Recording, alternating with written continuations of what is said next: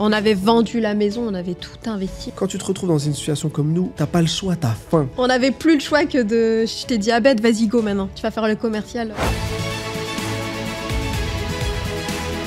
Je vais sur LinkedIn, je regarde qui est Anthony Bourbon, je le connaissais pas du tout. Et du coup j'arrive, il me regarde et là j'enchaîne. Et tu vois, vous demandez de faire preuve d'audace, est-ce que je peux avoir 15 minutes avec vous? Et sa première réaction c'était ok, clac, 300 000 euros. Ce jour-là. Tu ne connais pas Anthony Bourbon, tu chopes son numéro, t'arrives à avoir un rendez-vous le jour même avec lui, il vous signe 300 000 euros. C'est ça.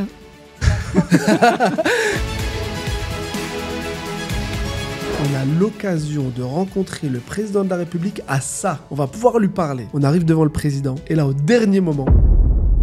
Salut Fatia, salut Raibed. Salut Alec, Comment ça va? je fais ma petite vidéo. On est en live, cette vidéo, elle est dans le podcast. Exactement. C'est ça les Cory. Contacté il y a 24 heures. 48 heures. 48 heures et un podcast qui s'enregistre à Dubaï. Avec le grand Alec Henry, ça fait trop plaisir. Eh ben écoute, c'est moi qui suis content, enchanté de vous rencontrer en vrai. On se connaissait sur les réseaux, je voyais ce que vous faites avec Papépi, avec les réseaux, on va en parler justement. Et puis... Retrouvez tout ça dans le podcast. Yes, une exclusivité en plus ici, parce que c'est la première fois que vous faites un podcast tous les deux. C'est ça. C'est vrai. Pourtant, ça fait des années que vous avancez ensemble. Que c'est lequel qui supporte l'autre? C'est moi qui... J'en peux plus. Moi, je te dis la vérité, elle est pas là. La boîte, je l'ai déjà coulée 4 ou 5 fois. Purée, magnifique. En tout cas, ça fait vraiment plaisir, une belle énergie. Alors, je vais vous présenter rapidement. La liste est longue. Accrochez-vous, celles et ceux qui nous écoutent.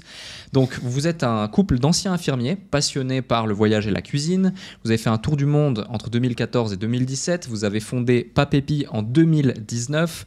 Vous avez également participé à l'émission Qui veut être mon associé sur M6 en janvier 2021. Début donc d'une nouvelle aventure, puis deuxième passage en 2022. Aujourd'hui, vous avez fait une expansion aussi par la vente justement de vos biscuits Papépi dans les Monoprix, Auchan, Carrefour, Franprix, des centaines d'épiceries, mais aussi plus de 2000 stations-service Total Energy. Vous êtes créateur de contenu aussi, vous cumulez plus de 180 000 abonnés sur les différents réseaux sociaux, d'où cette petite vidéo, cette petite story. Tu es un des rares qui fait pas mal de stories, de vidéos aussi sur LinkedIn. Vous êtes auteur de On lâche rien, qui est juste derrière moi. Merci pour l'exemplaire. J'espère que vous m'avez mis une petite dédicace quand même. J'attends de faire le podcast pour savoir ce que je vais mettre. Ah, ok. Qui est sorti du coup en mai 2023. Félicitations. Vous êtes également fondateur de 2 autres entreprises. Miyakito, qui est du coup une agence d'implémentation IA pour les entreprises. Cefacorp, qui est une agence de production médias audiovisuels où vous produisez notamment Pourquoi pas, qui est la suite de l'émission Charabia pour celles et ceux qui connaissent. Et prochainement Blind Invest, qui est une émission d'investissement dans le noir en discussion avec Netflix notamment. Mais vous êtes aussi parent de 2 petites filles. Du coup, c'est quand même un point important parce que c'est aussi avoir une entreprise à part entière. C'est un 4e business. Ouais. C'est exactement ça. Près de 2 millions d'euros de chiffre d'affaires, toutes boîtes confondues. Parmi les premiers à vraiment être transparent sur la création d'entreprise, de par ce que vous mettez en avant avec les coulisses de l'entrepreneuriat au quotidien. Et puis, vous êtes aussi un cas d'école, HEC, intervenant HEC, justement notamment avec Papépi et différentes choses. Donc, franchement, un beau palmarès, une belle énergie. Hâte de faire cet épisode. Merci d'avoir répondu présent. C'est vrai que vous m'avez contacté complètement par hasard et puis j'avais un tournage de prévu. Je me suis dit, tiens, pourquoi pas? Let's go, on organise ça et puis ça me fait super plaisir que vous soyez là. J'ai une première question pour vous. Qu'est-ce qui fait que vous avez 20 minutes de retard aujourd'hui? En fait, on avait un rendez-vous à 9h. On avait un rendez-vous à 9h, ça a pris du temps. Okay. Et puis, du coup, avec Dubaï, la circulation, on a dû rentrer, se changer, préparer nos affaires, et puis là, on est en retard. Faut que tu dises qu'on est arrivé à Dubaï, on a juste créé un concept différent. On s'est dit, on va faire un Pékin Express, mais en mode entrepreneur. Okay. Donc, en fait, on a pris nos bagages il y a 48 heures, on a pris le billet d'avion, et on est venu à Dubaï. On n'a qu'une nuit d'hôtel, et on a fait un post LinkedIn, on a stimulé toute notre communauté LinkedIn pour leur dire, écoutez, on arrive à Dubaï, qui veut nous rencontrer, avec qui on va pouvoir vivre l'aventure, on reste 10 jours ici, et je te promets qu'en déjà 12 heures, là déjà on dort chez des amis ce soir. Que des rendez-vous, on n'en peut plus déjà. Incroyable. On a rendez-vous avec Euromarket lundi, donc c'est une distribution assez forte au niveau de Papépi.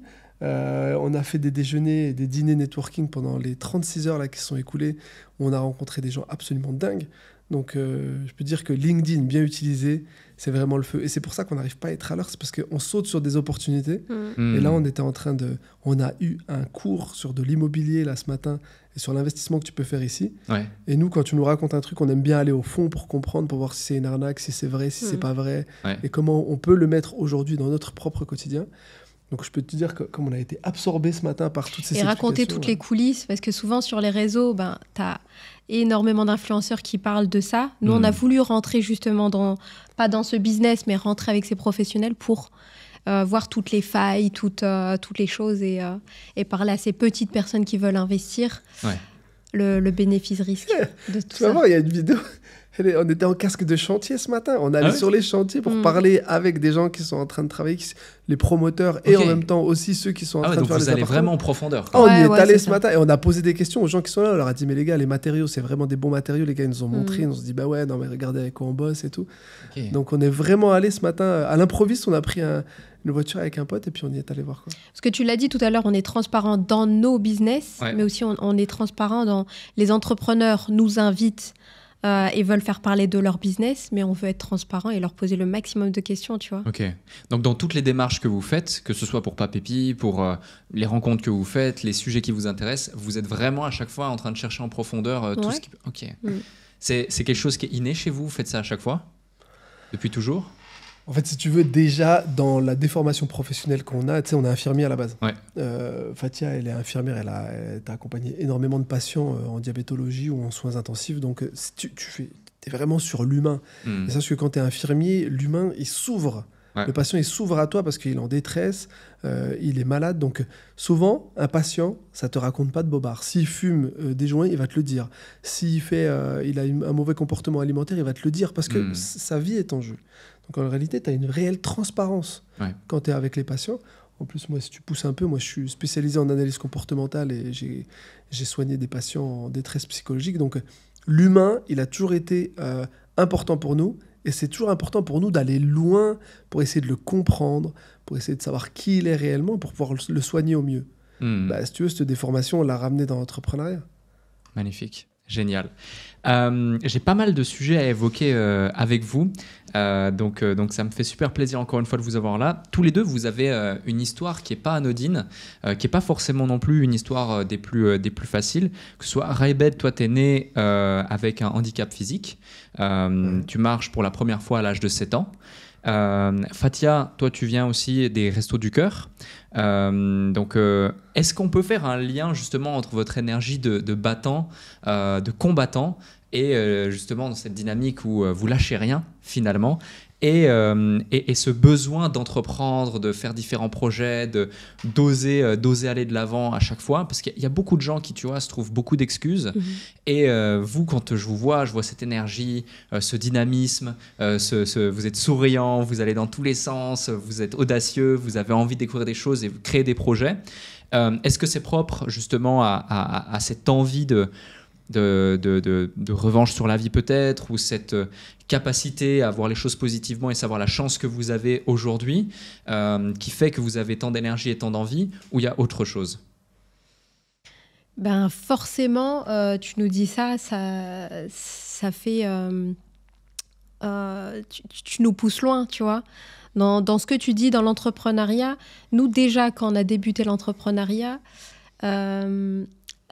il y a notre histoire déjà personnelle, tu vois, où tu dis, moi je suis issue d'une fratrie de 10 enfants, on a tellement galéré financièrement qu'on a dû aller au Resto du Cœur, Croix-Rouge, on a eu de l'aide de ces associations.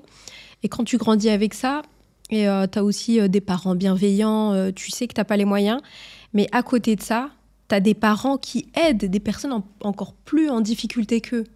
T'imagines ce que t'apprends déjà en étant jeune. C'est juste énorme. Et Abed, pareil, lui, il est né avec un handicap physique. À l'école, ça a été très compliqué. Personne ne le comprenait parce que lui, il aime beaucoup parler pour justement ne pas voir son handicap physique. Ça a été très dur. Il a été un peu mis de côté pendant longtemps et je pense que quand on s'est rencontrés... Tu parles de moi comme ça, j'ai envie de pleurer, arrête. C'est vrai, ouais. Et quand on s'est rencontrés, on s'est raconté nos histoires respectives On s'est dit, moi, j'ai jamais été aussi transparente avec quelqu'un que Abed, lui, pareil. On s'est confié, on a vu l'un envers l'autre l'écoute qu'il y avait. On s'est dit, on se ressemble. C'est pour cette raison qu'on s'est mariés en moins de 15 jours. Il m'a demandé en fiançailles en moins de 5 jours. T'imagines? Ah ouais. Ouais. C'est de l'entrepreneuriat. Et on s'est tellement pas posé de questions. En vrai, à ce moment-là, on s'est pas posé de questions. C'est 1 an après qu'on s'est dit, mais on aurait pu tomber sur un taré ou une tarée, tu vois. Ça aurait pu être une folle, frère. Et en 5 jours, confier ma vie à quelqu'un. Mais comme tu le disais, on avait tellement été transparents dès le début. Ouais. Et en plus, quand tu écoutes nos histoires, en réalité, on a tous les deux galéré. Et en fait, beaucoup de gens ont étouffé nos ambitions. Elle voulait être médecin. Elle a dû étouffer ses ambitions parce que tes parents, elle devait aller travailler pour aider ses parents à avoir de l'argent, tu vois. Moi, j'étais handicapé et j'avais toujours un handicap résiduel. Donc déjà, tout le processus d'acceptation du handicap, il a été compliqué pour moi. J'étais pas le mec le plus populaire à l'école. Donc moi, aller en soirée, j'ai toujours eu l'habitude de gratter pour qu'on m'invite. C'était compliqué, moi, d'avoir des amis vraiment sincères. Surtout que j'étais un peu en décalage avec les autres. Et en plus de ça, quand tu mets tout ça l'un à côté de l'autre, nos ambitions ont toujours été étouffées. Et quand on arrive avec l'idée de Papépi et qu'on allait voir les banques pour leur dire écoutez, on a besoin d'un prêt pour monter la première usine en Made in France, et qu'ils nous ont dit non, on s'est regardés tous les deux, on s'est dit non, mais attends, on ne peut pas laisser les gens être maîtres de notre destin. Il faut qu'on crée notre propre chance. Et c'est pour ça qu'on a vendu notre maison. On est sorti de notre zone de confort parce qu'on avait cette histoire commune. Et ça a été un acte qui nous a unis à jamais. Parce qu'on on est sorti de notre zone de confort, mais on s'est tenu la main, on s'est dit, écoute, maintenant, on est ensemble contre tous. Ouais. Et ça nous a soudés à jamais. C'est courageux, effectivement, parce qu'il faut oser justement brûler ses bateaux, vendre sa maison et autres. C'est quoi l'élément déclencheur qui fait que vous choisissez de vous lancer dans l'entrepreneuriat et dans une aventure en plus qui n'est pas anodine? C'est-à-dire que Papépi, aujourd'hui, je ne connais pas le détail de la marque, mais on va en parler, c'est des biscuits. Et la plupart aujourd'hui des gens veulent vendre de la prestation de service uniquement, du e-commerce, etc. Alors que là, il y a toute une chaîne de production, il y a du R&D, il y a du travail sur le produit, sur l'emballage, le Made in France qui plus est, des validations, des agréments, c'est de l'alimentaire, de la food. C'est vraiment pas simple du tout, c'est un vrai challenge. En t'écoutant, je me dis, mais on est fou, bro.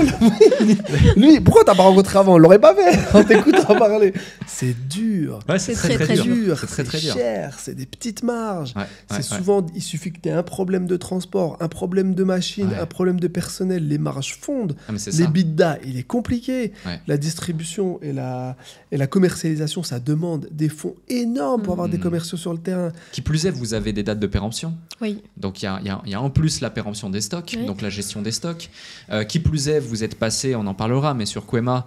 Et j'ai aussi un ami même qui est passé sur le déclic, qui est passé sur Quema, qui est dans la food également.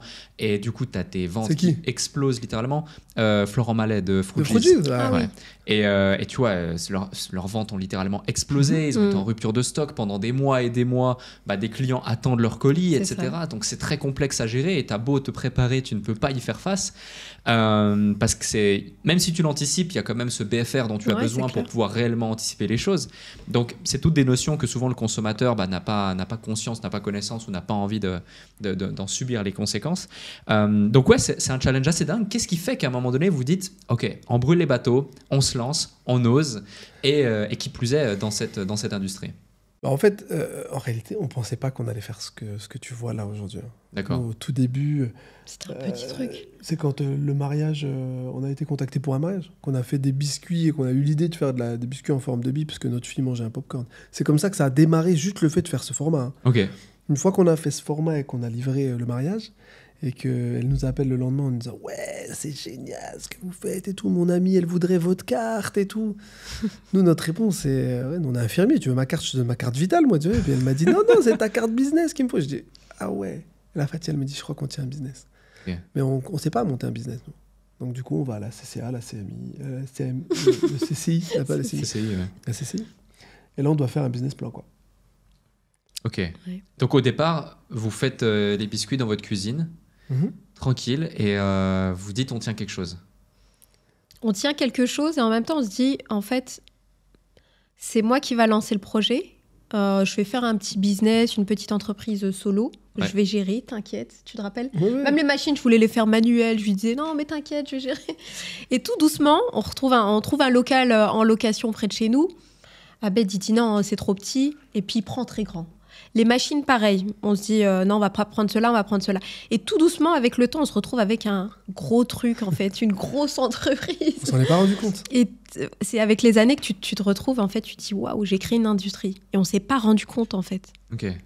Au début, c'est le local qu'on a pris. Du coup, en fait, même notre expert comptable nous dit, écoutez, il va falloir atteindre un certain nombre de volumes. Et en fait, quand tu commences à calculer le volume, les rendements et tout ça, on te dit, attends, s'il faut un certain volume, il faut des certaines capacités. Et en allant chercher les capacités, du coup, on a choisi certaines machines. Puis en choisissant les machines, on commence à les mesurer. On dit, ah ouais. En plus, même, on est allé sur Cozy Casa faire un plan pour essayer essayer de gérer l'espace. Et là, on se dit, ah ouais, il nous faut 250 mètres carrés, là. Et là, on commence à installer petit à petit les machines, on les achète et tout. On fait même les travaux nous-mêmes. Tu sais, dès le début, comme on savait qu'on vivait quelque chose de différent, on s'est filmé. Donc, tout ce qu'on va te raconter dans ce podcast, tu le retrouves dans le livre. C'est des QR codes que tu retrouves à chaque fin d'anecdote avec tous les tips. Et tu vois toutes les vidéos. Et quand on s'est retrouvés dans cette usine, on s'est dit, écoute, il n'y a plus le choix. En fait, il y a un moment, on a atteint un espèce de... Tu sais, tu peux pas retourner en arrière. Comment on appelle ça il y a souvent une pas de ligne retour en arrière, en fait. C'était mort. Fini. On était trop engagés. On avait vendu la maison, on avait tout investi, en fait. Tous nos fonds. C'était fini. 100%. On devait vendre. On n'avait plus le choix que de... Je t'ai dit, Abed, vas-y, go maintenant. Tu vas faire le commercial, faut que tu me vendes tant de produits par mois, tu te rappelles? Elle m'avait dit 2000. Ouais. Le premier mois, elle me dit 2000. Ouais. Je reviens et tout, moi, tout frais et tout, j'ai fait 10 000. J'avais fait ça en 3 jours. J'avais vendu à tous les magasins autour de Cham. Elle me dit, bien, mon mari. Et quand ta femme, elle te dit, bien, mon mari, t'es contente. Du coup, après, je reviens le mois d'après, je lui fais 11 500. Elle me dit, bien. Puis là, les banques, ils commencent à venir. Ah ouais, non, mais attendez, on n'avait pas compris ça, on pensait pas que... Et là, la vapeur s'inverse. Okay. Et à ce moment-là, il s'est passé pas mal de choses. Si tu veux, quand tu te retrouves dans une situation comme nous, où 1 euro est 1 euro, où t'es hyper engagé, t'as pas le choix, t'as faim. Et nous, on s'est retrouvés la première fois, c'était à Lyon, au Salon des entrepreneurs. On voit Laurent Wauquiez, qui est face aux caméras en train de dire « Ouais, je suis là pour aider les entrepreneurs. » Fatia, elle me dit « Regarde, il est là, écoute ce qu'il dit. » Et j'écoute. Moi, ça me met le seum. Je suis vénère. Je me dis « Mais attends, il se fout de moi, quoi. Nous, on n'a pas eu d'aide. » Je vais le voir devant les caméras. Je lui dis « Non, c'est pas vrai ce que vous dites. » Mais t'as pas dit ce qu'il a dit. Il avait dit « On est là, la région, pour aider les entrepreneurs, pour les financer et tout ça. » Nous, on va le voir. On lui dit « Écoutez, non, nous, on n'a pas eu cette aide-là. » Et là, on lui dit, devant les caméras, c'est pas vrai. Du coup, ça le met un peu en porte-à-faux. Il me prend de côté, il me dit, vas-y, dis-moi, qu'est-ce qu'il y a? Il me dit, donne-moi ta carte. Il écoute un peu, il me dit, écoute, 2 jours après, on est convoqué à Lyon, au siège. On arrive et tout. Je dis, tiens, on va se faire défoncer. Je l'ai mis les caméras et tout. Et le mec, il nous accueille, il sourit, ouais, venez et tout. Je vais vous présenter mon équipe, j'ai un rendez-vous. Il me ramène dans une pièce. Il y avait Thomas Even, il y avait 10 personnes autour de la table. Et là, on rentre et ils disent... Écoutez, ils vont vous raconter, faites ce qu'il faut. Et ils se barrent. Ils me disent, je viens vous voir après, vous m'appelez quand vous avez fini. On raconte notre histoire. On ressort de ce bureau. 160 000 € de subventions pour semi-automatiser nos process de fabrication. Et tu vois, à ce moment-là, on s'est dit, en fonction des personnes à qui tu vas parler et la manière dont tu vas raconter ton histoire, si tu les choisis bien et qu'il y a une bonne concordance, tu peux faire accélérer énormément de processus. Et tu vois, là, on a commencé à apprendre ce que c'était le storytelling, à apprendre comment aujourd'hui tu vas marketer ton projet. C'est pas parce que, tu vois, storytelling, c'est pas un mot galvaudé. C'est pas parce que tu fais du storytelling que ça n'a aucune valeur, tu vois. Ouais. C'est une technique commerciale qui t'oblige à travailler sur tous les mots qui vont sortir de ta bouche afin que tu touches de façon efficace la personne qui est en face de toi. Complètement d'accord. Qu'est-ce qui fait, selon vous, qu'aujourd'hui le storytelling a mauvaise presse, ou en tout cas est mal vu par beaucoup de gens, tout comme le closing, tout comme plein de choses finalement. Mais pour moi, on entend parler de storytelling dans tous les réseaux sociaux. Et c'est vrai qu'au début, c'est beau, t'entends l'histoire personnelle de chaque personne. Et après, quand tu commences à entendre « Ouais, j'ai eu un cancer, du coup, j'ai créé cette crème. Oui, j'ai ça. » Tu vois, ça fait beaucoup, en fait. Tu dis même après, est-ce que c'est vrai? Tu vois, est-ce que c'est réel? Et moi, nous, personnellement, comme on a tout filmé, et c'est ce qu'on nous a reproché au tout début, on nous a dit « Ouais, mais c'est du storytelling, vous mentez. » Et la force qu'on avait, c'est que dans notre téléphone, on avait toutes les vidéos. On a dit, mais en fait, je pense que ce qu'il faut faire, c'est de tout balancer nos vidéos sur les réseaux sociaux. Ce qui a fonctionné, tu vois. Et en fait, à entendre tous les professionnels, tous les entrepreneurs dire, ouais, vous pouvez créer ça avec votre storytelling, c'est bon, c'est trop, on l'a trop entendu. C'est ça, c'est le mot. Ce que tu as dit, tu l'as très bien dit, c'est créer. En fait, les gens, ils disent, quand tu dis créer, ça veut dire c'est inventer. Et ce qu'elle te raconte, en fait, nous, le jour où on a compris que le storytelling avait un impact important, c'est ce fameux jour où on était devant un journaliste, où il lui a dit ça, Fathia. Il lui a dit, non, mais je me rappellerai à vie, hein. Il était avec sa cigarette, comme ça, on était posé, on lui raconte l'histoire. En plus, on lui avait raconté l'histoire avec Anthony. Okay. On s'était fait passer pour Chronopost pour lui livrer un colis et faire notre première levée de fonds. Et on lui raconte, et il commence à faire... Anthony Bourbon. Anthony Bourbon, ouais. Et il fait comme ça, il fait « Ouais, mais ok, le storytelling, c'est cool, mais c'est quoi la vraie histoire ?» Fathia lui dit... mais comme ça, et Fathia lui dit « Non, mais attends, vous rigolez ou quoi ?» Elle sort le téléphone, elle lui montre, elle était brute, la vidéo, elle n'était pas montée encore. Elle lui montre comme ça. Et le mec, au début, il fumait comme ça. Après, il fumait par le nez. Il était là, non, mais c'est incroyable, mais pourquoi vous partagez pas ça et tout. Et quand il nous a dit ça, on s'est dit, ah ouais, ok, d'accord. Ouais. Et là, on a commencé à partager des vidéos. On a été les premiers à créer cette télé-réalité, si tu veux, de l'entrepreneuriat sur LinkedIn, où tu voyais tout. Je perdais 30 000 balles, je me faisais défoncer par Fathia parce que j'ai fait une mauvaise commande. Je l'ai partagé normal, tu vois. Parce que c'est pas par voyeurisme. C'est parce qu'on s'est dit que nous, dans notre histoire, dans notre aventure entrepreneuriale, on était en train de vivre des choses qui pouvaient servir les autres. Et les erreurs qu'on fait peuvent te servir à toi, ne pas faire les mêmes erreurs sur un packaging. Va pas en commander 1 million alors que tu peux en commander 150 000, même si ça te coûte un peu plus cher, tu minimises le risque. Et en plus, le BFR et tout ça. Tout ce que tu disais tout à l'heure, c'est un apprentissage. Tout ce que tu as, tout le résumé que toi, tu arrives à faire aujourd'hui, c'est toute l'expérience que tu as acquis en rencontrant des gens, en analysant des business. Ben nous, en fait, on s'est dit, écoute, on connaît personne. Il n'y a personne qui avait envie de nous aider au début. On avait 0 contact. On s'est dit, tu sais quoi, on est en train d'apprendre. On va le partager, on va en parler. Comme ça, si ça peut servir quelqu'un ou quelqu'un peut nous donner des conseils, parce que ça va dans les 2 sens, eh ben faisons-le. Magnifique. On va revenir après sur Papépi, mais j'ai envie de retourner un petit peu en arrière, juste avant. C'est pas anodin de faire un tour du monde. Beaucoup de gens ont le rêve d'en faire un. Qu'est-ce qui fait qu'entre 2014 et 2017, vous dites on part faire un tour du monde, parce que 3 ans, c'est quand même... c'est pas 3 mois, 3 ans, c'est beaucoup, tu vois. Du coup, qu'est-ce qui fait que vous prenez la décision de tout lâcher pour partir faire un tour du monde pendant 3 ans ? Mais comme je te disais tout à l'heure, nous, on s'est mariés en 15 jours. Abed, ce qu'il m'a dit, on va apprendre à se connaître en faisant le tour du monde. D'accord. Vas-y, prends ton sac à dos et on y va. Et moi, déjà, j'avais jamais voyagé. J'étais hyper heureuse, tu vois. Je lui ai dit, vas-y, go. Je me marie avec toi, ok. Elle a dit, j'ai bien fait. Mais par contre, on bossait, on bossait un peu, on charbonnait comme des malades. Franchement, il y a des mois, on se voyait pas. Moi, je bossais jour, nuit. Elle bossait comme une malade. Okay. On coffrait à mort. Une fois qu'on avait l'argent, moi, j'avais trouvé des deals avec mes employeurs et je leur avais dit, moi, je me barre 2-3 mois avec Fathia. C'est ça, c'est à prendre ou à laisser. Et moi, j'étais infirmière intérimaire, donc je pouvais accepter travailler au max 12 heures par jour, puis arrêter le taf et aller en voyage. Et après, c'est comme ça qu'on a commencé. Et au début, on avait fait le premier voyage, Punta Cana, on fait un all-inclusive. On reste 2 jours dans l'hôtel, on n'en pouvait plus. Les gens qui essayaient de nous filer à bouffer, on dit non, c'est bon, quoi. Et du coup... On est sorti de l'hôtel, je me rappellerai à vie, on est parti avec nos bagages, les gens nous what happening, pourquoi vous voulez partir et tout. On a dit non, c'est pas pour nous, alors qu'on avait payé 15 jours déjà, hein. On pouvait pas être remboursé. On s'est dit vas-y, on a pris une voiture, et là, on est allé dans l'envers du décor. Et là, on est allé avec les gens. Moi, je suis cuisinier de formation, hein. Donc je travaillais chez des étoilés et tout avant d'être infirmier. Et du coup, on a cuisiné, pâtissé avec plein de gens autour de la planète. Fathia, le premier voyage, t'as failli te noyer dans les mers des Caraïbes. Et c'est Léandro on avait pris un guide comme ça au black pour faire de la plongée. J'ai failli tuer ma femme au premier voyage, mec. Et du coup, il était super mal et tout. Il était tout seul. Normalement, t'es souvent 2 quand tu fais la plongée, surtout avec des novices. Et là, du coup, il nous a dit venez. Il nous a ramené chez lui. Sa femme, elle nous avait fait des biscuits à la crème de coco et à la noix de coco. Et c'est celui-là. C'est ce premier biscuit, cette première recette. Moi, je suis un mec, je mange. Si je kiffe, je parle aux gens, tu sais, je vais dans la cuisine, je dis allez, montre-moi comment t'as fait. La recette. Et là, elle m'a appris à faire le biscuit avec Fathia.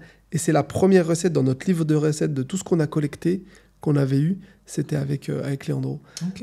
Et c'est comme ça, hein. L'histoire de Papépi, si tu tournes toutes les boîtes, chaque biscuit est une histoire, est une rencontre. Et par exemple, la corne de gazelle, t'as vu, ma mère, elle déteste cette corne de gazelle. Elle me dit, pourquoi t'as pas mis mon nom derrière? Parce que j'ai dit, maman, c'est Khaira qu'on a rencontrée au Maroc. C'est une femme qui était mariée avec un Algérien et qui faisait une corne de gazelle avec une recette algérienne au Maroc, à Marrakech, qui nous a transmis cette recette, et on lui a rendu hommage sur le packaging. Et pour nous, c'était normal. C'est vraiment d'où la petite photo, en fait. C'est l'endroit où... Ça, c'est un hublot. Si tu regardes, c'est le hublot de ton avion qui te donne vraiment une vision de la destination où on va te faire voyager quand tu le mettras dans ta bouche. Magnifique, magnifique. Hâte de déguster ça. Et donc vous partez tour du monde. Qu'est-ce qu'on apprend après 3 ans de tour du monde? Il y a sûrement des leçons que vous avez acquises en découvrant des nouvelles cultures, des gens, des hauts, des bas, le fait de partir qui plus est, en plus, comme tu le disais, vous n'êtes pas dans un all-inclusive à chaque fois, vous allez vraiment auprès des gens. C'est quoi les leçons, les apprentissages à l'issue des 3 ans de voyage et de tour du monde? Mais tu apprends beaucoup de choses en voyageant. Déjà, tu as la barrière de la langue. Déjà, moi, je ne parle pas trop anglais, donc ça a été très, très compliqué de les comprendre. Mais à travers la cuisine, déjà, tu as une... Tu apprends à rester avec l'autre, je sais pas, mais... Il y a un échange. Ouais, c'est un échange. Il y a des fois, je restais 4 heures avec une maman et une famille entière, je ne savais même pas parler anglais, et on a passé du temps, mais de dingue. Okay. Et je te parlais de nos histoires personnelles, où on se disait, voilà, on est né là, on n'a pas eu la chance. En voyageant, tu te rends compte qu'il y a des personnes encore pires que toi. Et tu dis, en fait, j'ai quand même énormément de chance d'être née là où je suis, tu vois. Et t'apprends à ne plus te plaindre, en fait. Des fois, tu vois des gens qui vivent au jour le jour et qui ont seulement 1 euro pour une famille de 5-6. Tu te dis, mais merde, pourquoi je me plains, en fait? Et c'est une leçon de dingue. C'est pour ça que quand tu te plains, j'ai envie de te... Voilà, t'as vu ça aussi. Vos comptes sur le déclic. Bah, après, moi, tu sais quoi, j'allais dire un truc gentil. Moi, j'ai appris que j'avais une femme absolument incroyable. Vraiment, pendant ce voyage-là. Parce qu'on s'est retrouvés, si on te montre nos photos de vacances, tu vas voir plein d'apprentissages. Tu vas voir dans certaines photos quand est-ce qu'on s'est pris la tête. Souvent, elle est plus sur les photos. Que je prenais les photos tout seul, je dis, laisse-moi tranquille. Ou bien, tu la vois bouder au fond, derrière. Ou tu vois, moi, je tire la gueule quand je me suis pris la tête avec elle. Il y a ça. On a appris une règle qui a été fondatrice pour nous et fondatrice pour nos business. C'est que ce voyage, il nous a appris à prendre notre orgueil et de le foutre à la poubelle. Parce que l'orgueil, c'est destructeur. Donc, en vrai, même quand elle a tort, je m'excuse moi qu'elle ait tort, tu vois. Parce qu'il ne faut jamais laisser le dialogue se couper.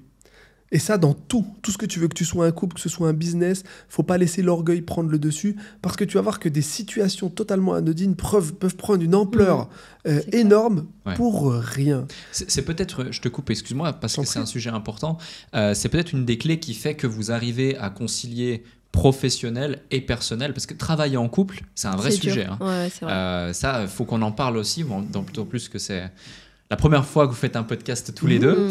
Et ouais, quels sont les secrets? Parce que déjà, réussir à être en couple et durer, et que ça soit harmonieux, que ça se passe bien, etc., c'est pas simple, parce que choisir son mari comme choisir sa femme, c'est clairement, à mes yeux en tout cas, l'une des décisions, voire la décision la plus importante de ta vie.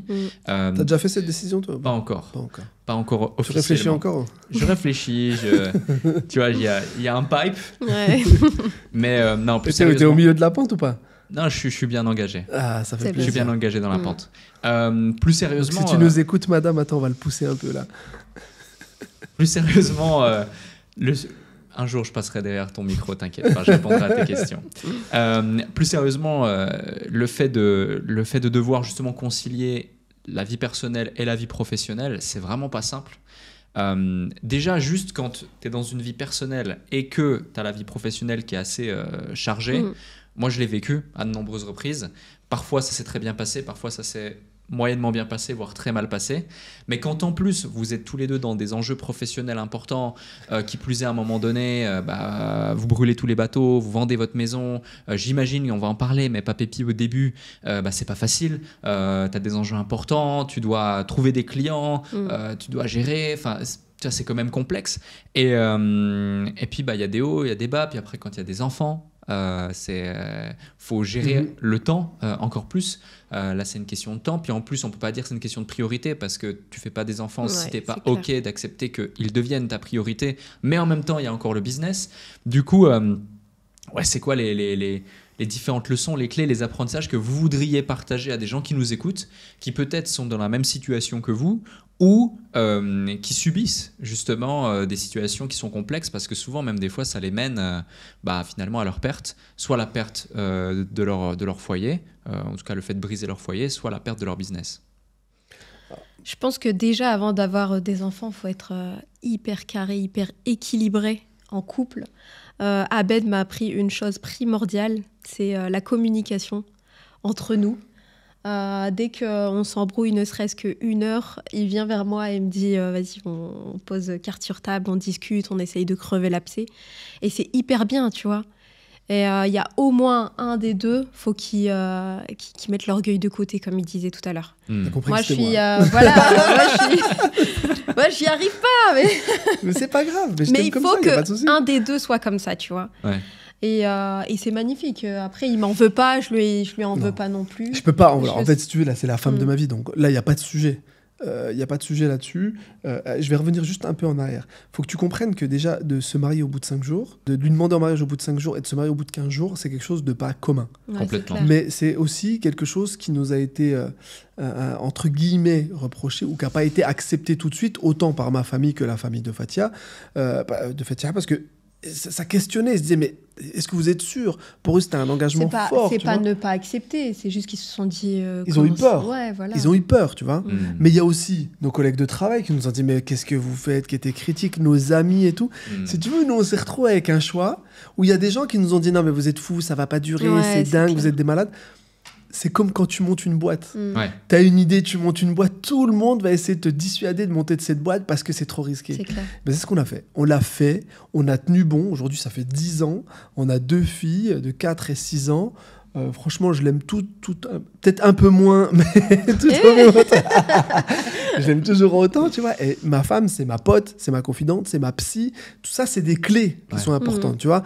Je confie tout à ma femme. Je suis un livre ouvert. Je cache rien parce que déjà, tout se sait un jour. Mais c'est surtout que j'ai besoin qu'elle le sache parce qu'elle va me conseiller aussi, tu vois. Et cette clé, elle est importante parce que, comme tu l'as dit tout à l'heure, dans le business et comme on est en couple, tout se mêle. On se prend la tête au boulot. Le problème, c'est que quand tu rentres chez toi et que tu es dans la cuisine, en fait, tu continues à te prendre la tête. Tu vois, quand j'avais perdu 30 000 balles, mec, j'ai fait une grosse erreur. 30 000 € au début de démarrage sur une mauvaise commande, c'est une grosse erreur. On aurait pu vraiment se planter. Mais Fatia, elle te dira, moi, j'en ai pleuré. J'en ai pleuré. Je suis arrivé dans le train, je pleurais. J'étais stop là, je suis désolé. Mais après, une fois qu'on a dépassé la crise, on était très soudés à ce moment-là. Elle m'en a pas voulu. Sur le moment, elle m'en a pas voulu. Elle m'a pas dépensé ni rien. Une fois qu'on avait réglé le problème, c'est devenu une vanne. Même quand je voulais pas faire la vaisselle, elle me dit, tu te rappelles des 30 000 balles? Va faire la vaisselle. Et en fait, il faut que tu saches mettre un humour aujourd'hui, de l'humour et de la distance sur certaines situations.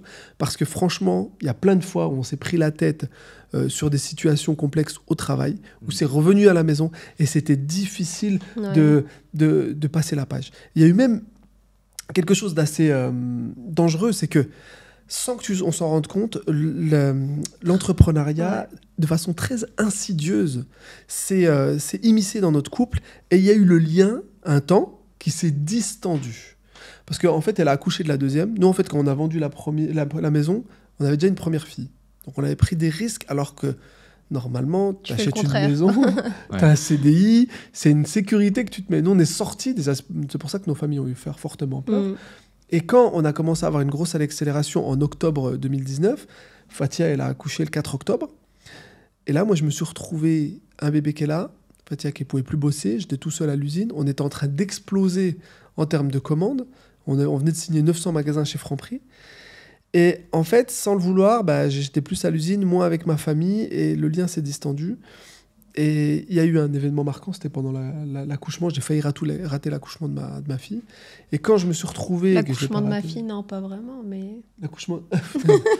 L'accouchement de Fatia, mais c'est même moi qui ai accouché de celle-là. Et du coup, on s'est retrouvés là, En fait, j'ai éteint mon téléphone. Quand j'ai vécu ça, je l'ai très mal vécu. Je pleurais dans la voiture parce que j'étais loin. J'étais parti à Lyon, elle était à Annecy. Et j'ai dû revenir et sur la route, je m'en voulais d'être parti faire une dégustation alors qu'elle était à terme. Donc sur la route, je traçais, je l'avais au téléphone. Je dis, t'as pas couché et tout. Puis je suis arrivé. Heureusement, elle est arrivée 3 heures après. Mais ça m'a fait du mal. Je me suis dit, j'ai failli rater le plus beau jour de ma vie. Pourquoi ? Pour des biscuits ? C'est quoi ce délire ? Tu vois ? Et des fois, tu as des moments comme ça dans l'entrepreneuriat où tu te dis, putain, je délaisse en fait ma famille, mes enfants, tu vois ? Il y a des moments clés comme ça à l'école où, par exemple, il fallait un déguisement l'année dernière, un déguisement pour ma petite de 4 ans. C'était la seule à l'école à ne pas avoir de déguisement. Elle m'a dit, maman, j'étais la seule à pas... Tu vois ? Et ce qu'elle te dit, mais maman, je sais que tu étais occupée, tu n'as pas eu le temps, vous travaillez. Et puis on était en déplacement à ce moment-là, tu vois, on devait... Ça te paraît bidon, pleurer, ça, hein ? tu vois, mais en tant que parent, ça te fait un truc. Tu te dis, putain, tu rates des moments comme ça où tu sais, en tant qu'enfant, tu vas les garder, tu vois. Ouais. C'est comme quand tu vois pas ton père, ta mère. T'as des amis comme ça où ils ont pas vu leurs parents, ils rentraient de l'école, ils les voyaient pas, ils devaient se faire à manger. J'avais des potes comme ça. Ouais, clairement. Ça, c'est hyper compliqué. L'entrepreneuriat, ça va en fait changer ton prisme de la réalité. Par exemple, nous, on est infirmier, tu me parles d'une urgence vitale. C'est quelqu'un qui va mourir, je vais devoir le réanimer, il est en train de perdre son sang. En fait, on est rentré dans une autre réalité où une palette qui n'est pas livrée en un temps T, il y a personne qui va mourir de ne pas manger 3 biscuits.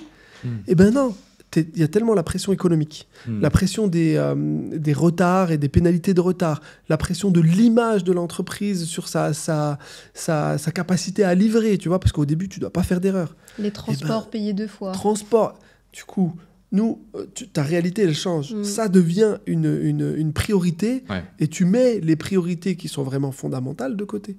Et quand je te disais de parler, ce lien s'est distendu, tous ces événements, il y a un moment, on s'est reposé dans une chambre, on s'est dit, on s'est posé dans 2 chaises, on s'est regardé, on s'est parlé. Ça, ce qu'elle te disait, le dialogue. On s'est parlé, on s'est dit, attends, qu'est-ce qui se passe ? Qu'est-ce qu'on doit mettre en place ? Et on a rencontré des gens assez inspirants, comme Rogers Omnier, je ne sais pas si tu connais. Rogers, on a eu la chance de parler avec lui, c'est quelqu'un d'incroyable, tu vois, qui nous a donné des petits tips, de savoir se donner des temps. Tu vois, de se dire dans ton agenda, il y a un rendez-vous avec Monoprix qui est immuable, qui est hyper important parce que ça nous fait faire un chiffre de ouf. Mais il y a un rendez-vous aussi où c'est notre restaurant, celui-là aussi, il est immuable. Même si Alec Henry me dit viens faire un podcast, je lui dis non, je dois aller manger au resto avec ma femme, tu vois. Il n'y a rien qui est plus important que ça. Et rien que ces petites considérations, de se féliciter aussi, de se dire tiens, on a travaillé comme des oufs pendant 2 mois.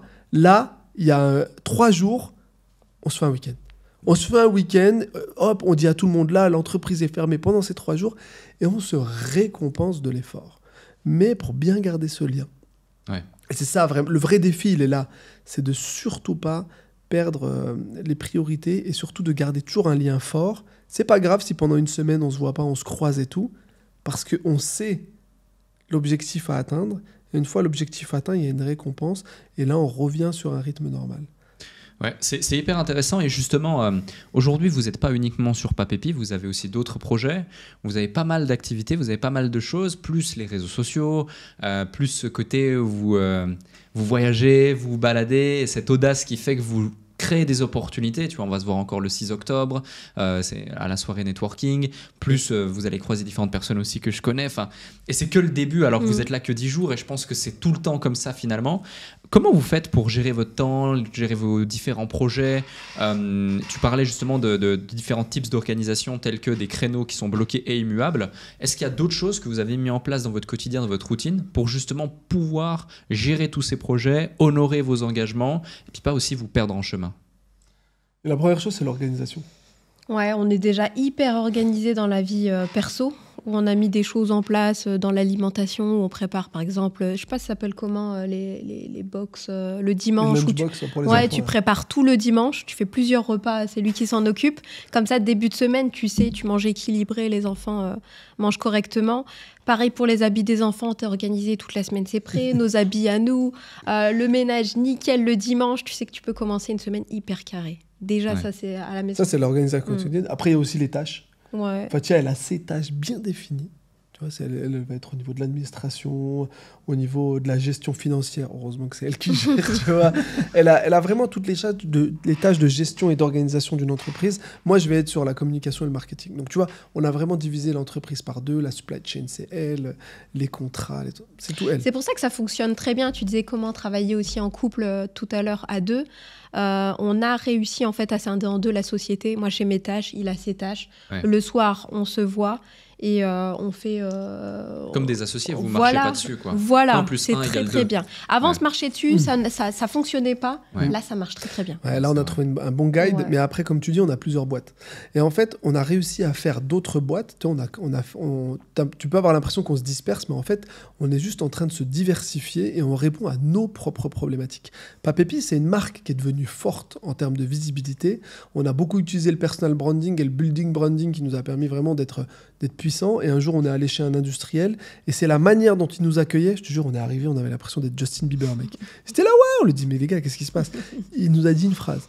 Il nous a dit, vous savez faire quelque chose que nous, on ne sait pas faire. C'est communiquer sur notre produit. Par contre, il a goûté. Il y en a un, il s'appelle Cyril. Il a goûté. Il m'a dit, écoute, ton produit, moi, je peux le faire qu'il soit meilleur. T'es pas industriel. Par contre, tu sais très bien faire le marketing. Confie-moi la marque. Je produis.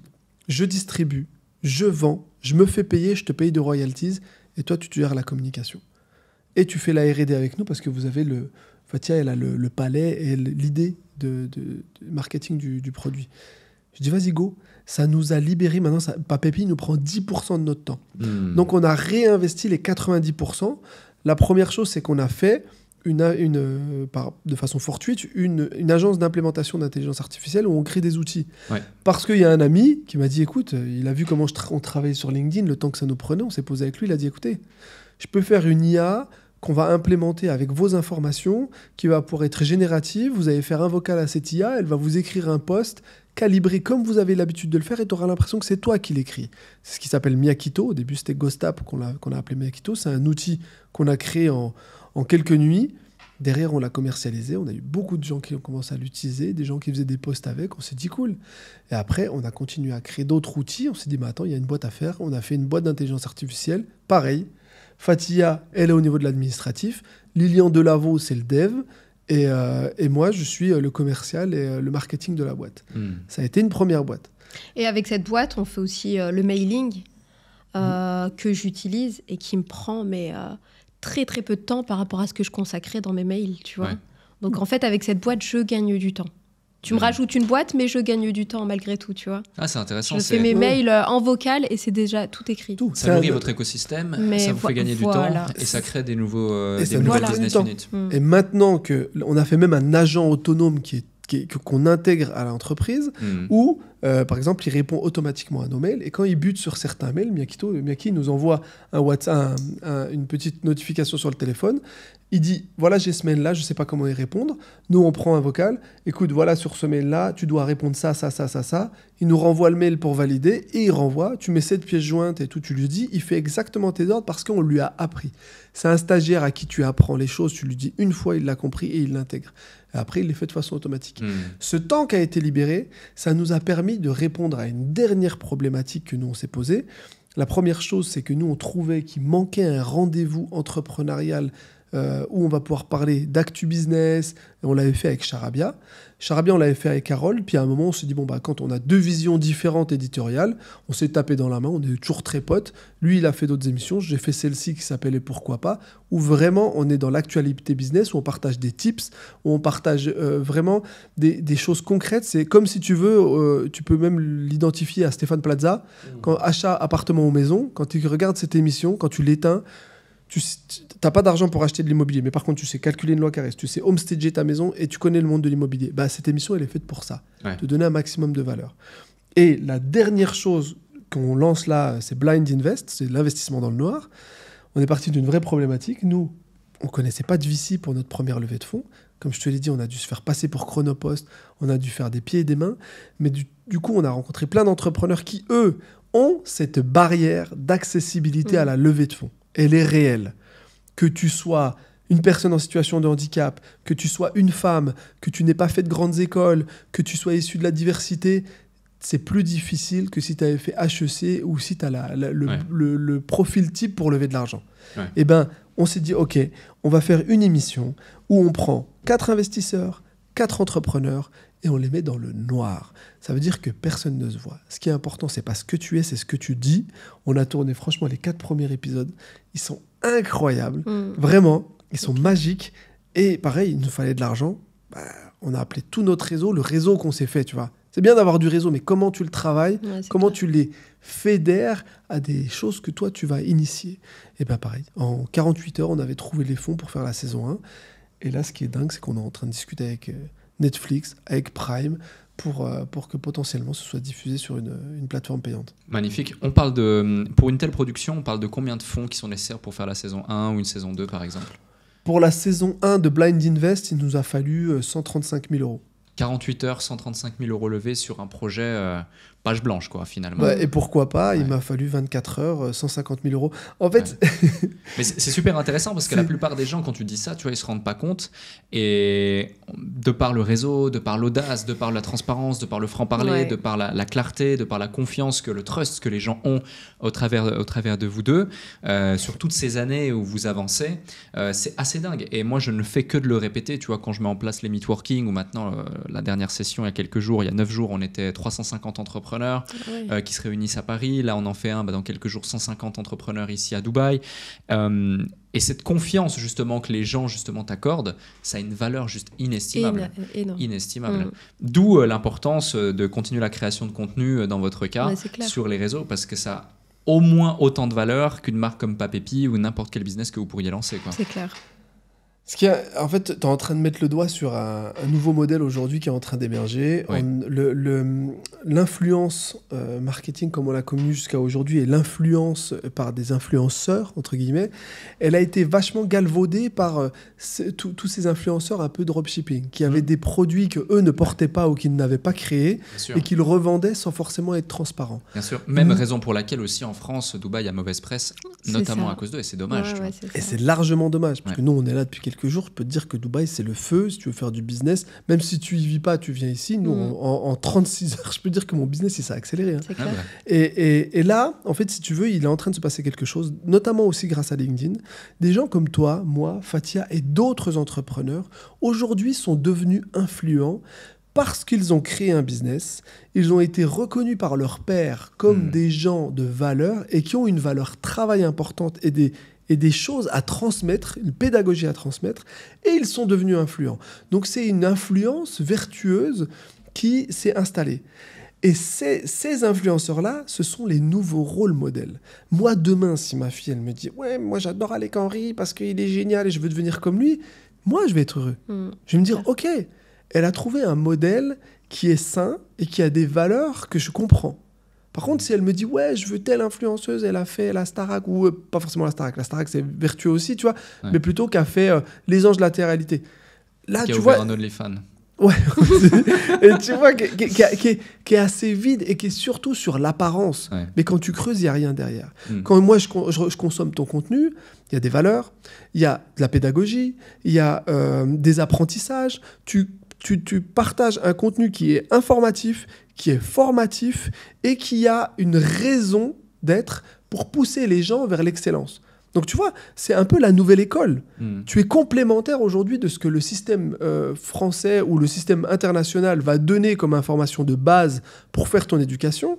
Et le contenu que nous, on partage, c'est de l'additionnel qui te permet de mieux calibrer ton avenir, tes choix professionnels. LinkedIn, c'est ça. C'est une plateforme énorme qui te permet de te sensibiliser au monde du travail quand tu as 17 ans. Moi, je pousse tous les gamins de 17 ans, avant de choisir leur fac ou de choisir leur avenir professionnel, venez juste traîner sur LinkedIn. Tu n'es pas obligé de partager.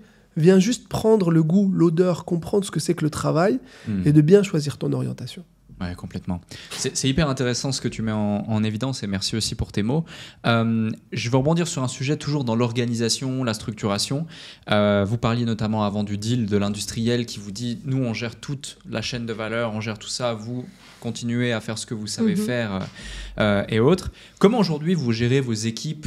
Comment vous gérez la délégation, finalement, la structuration de tout ça? Parce que j'imagine qu'il y a une équipe derrière vous aujourd'hui, que ce soit des prestataires, que ce soit aussi la partie production, et puis les équipes sur les différents projets. Ça représente combien de personnes? Combien de temps ça vous prend? Aujourd'hui, je donne mon exemple, par exemple. Aujourd'hui, mon quotidien, je suis quasi plus dans l'opérationnel, voire plus du tout.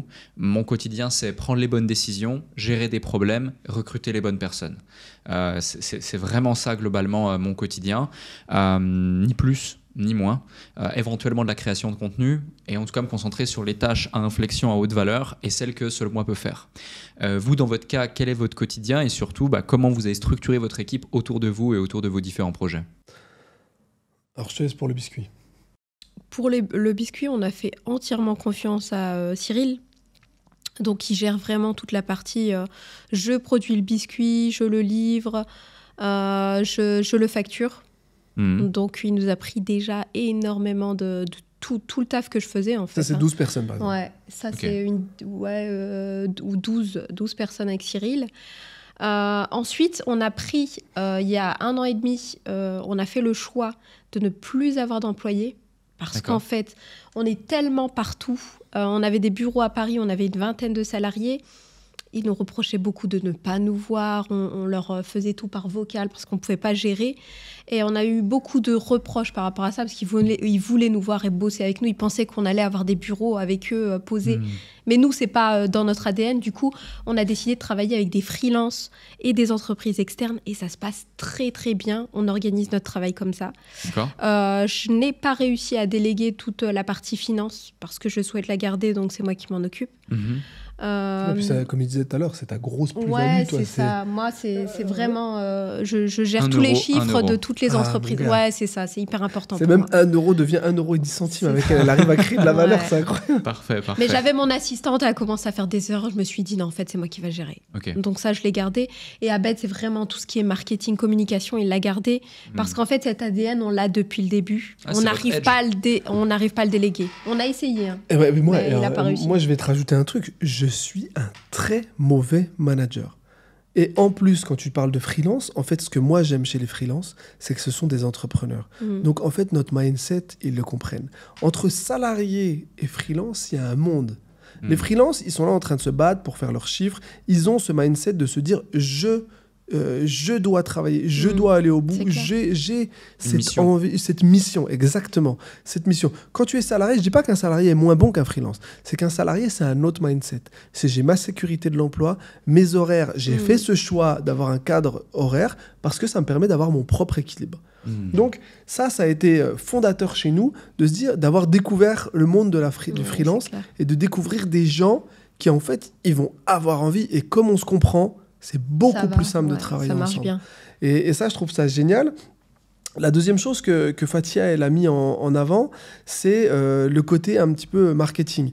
Tu vois, en fait, ce qui est cool aujourd'hui, c'est que toutes les compétences qu'on a acquis, quand tu es entrepreneur, le meilleur entrepreneur que j'ai découvert, moi, c'est des éponges.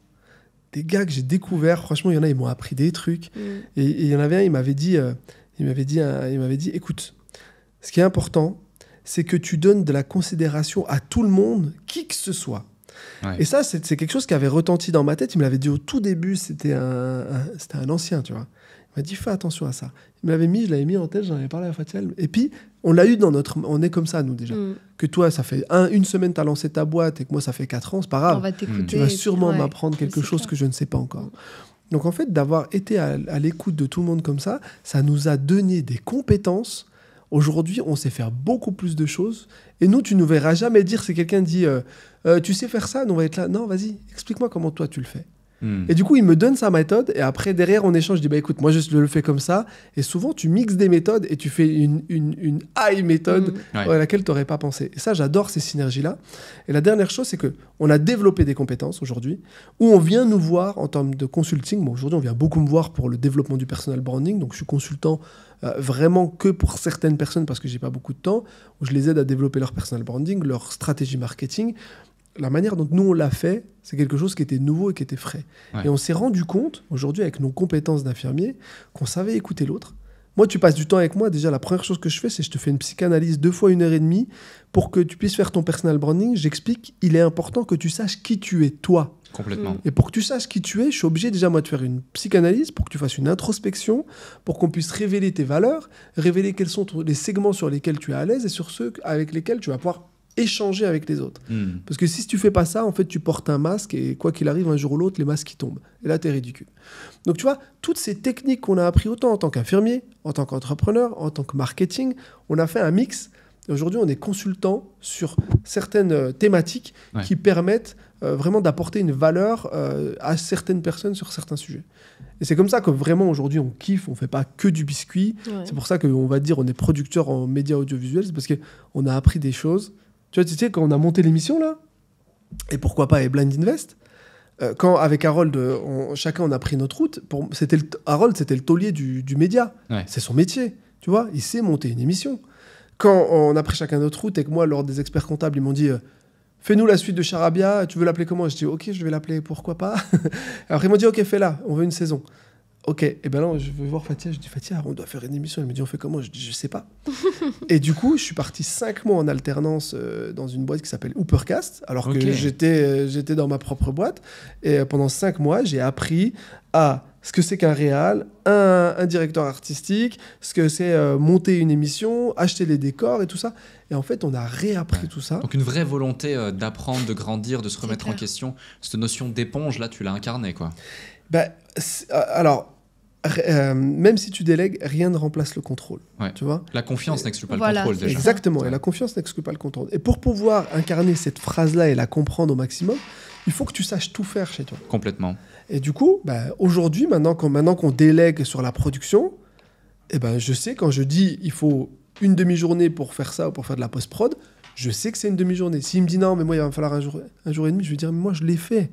Je parle en connaissance de cause. Et ça, c'est juste pour tous les boulots. Que tu fasses du vêtement, que tu fasses du biscuit, c'est pareil. Nous, tu mets Fatia à l'usine, elle est plus forte que moi là-dessus, tu la mets à l'usine, elle sait les recettes, elle sait comment marche la machine pour les biscuits, comment marche la sacheuse, comment tu vas mettre le transpalette de machin, les tailles de palettes, elle connaît tout.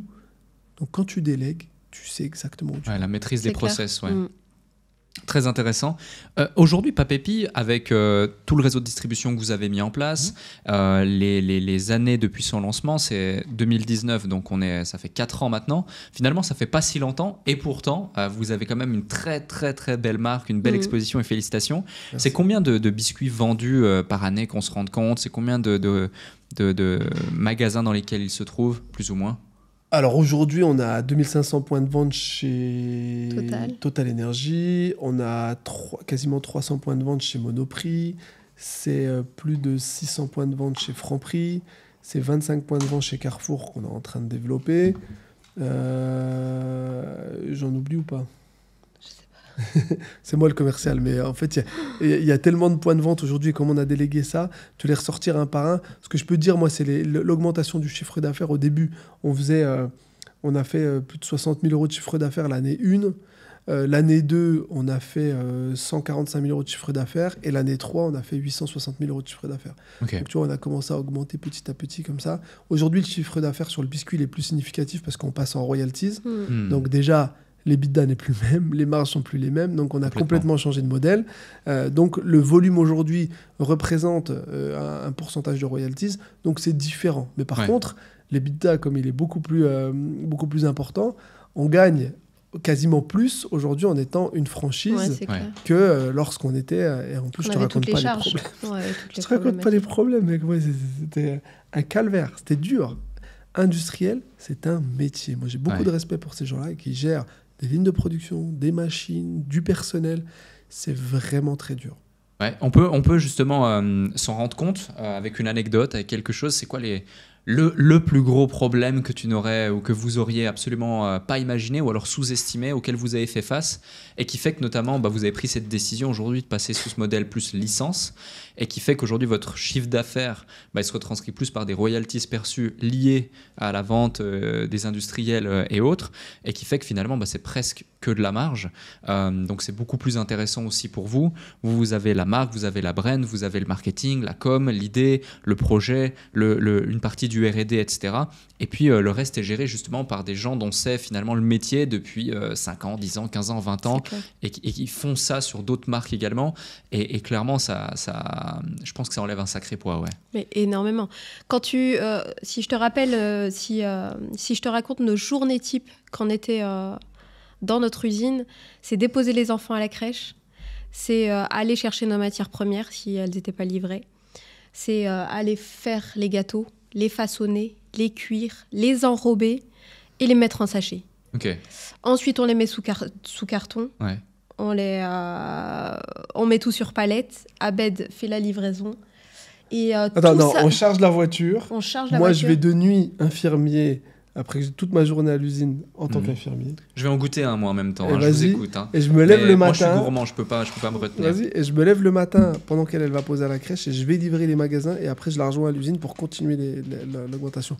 Moi, je dormais 2 heures par nuit. Quoi. Pendant quoi 1 an, 2 ans 1 an et demi, ouais. On était esquintés, tu vois. Donc, facture de côté, tout ce qui est mailing, tout ce qui est nouveaux magasins, peut-être qu'on passait à côté, tout ce qui est réseaux sociaux, on passait à côté.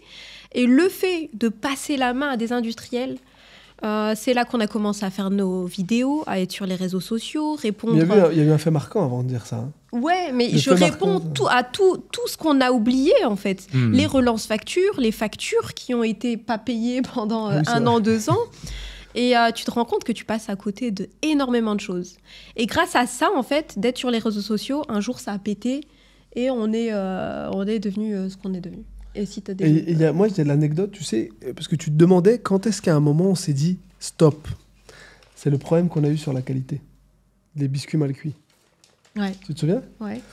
En fait, on se rend compte, il y a tout se passait très bien. Ah, mais quand on avait l'industriel aussi, ça n'a rien à voir. Mais c'est pas nous. C'est pas nous, mais c'est là qu'on a décidé de passer en licence et de confier à un industriel. Ouais, mais à partir du moment où nous, on bossait, on l'a passé d'abord à un industriel et après, on a fait la licence. Ouais. Tu comprends ? Et c'est ça. Mais ce passage à l'industriel, on a commencé à confier en sous-traitance, tu vois. On a commencé à vouloir travailler sur de la sous-traitance. Donc la sous-traitance, ça veut dire que nous, on continue à gérer le supply et tout ça.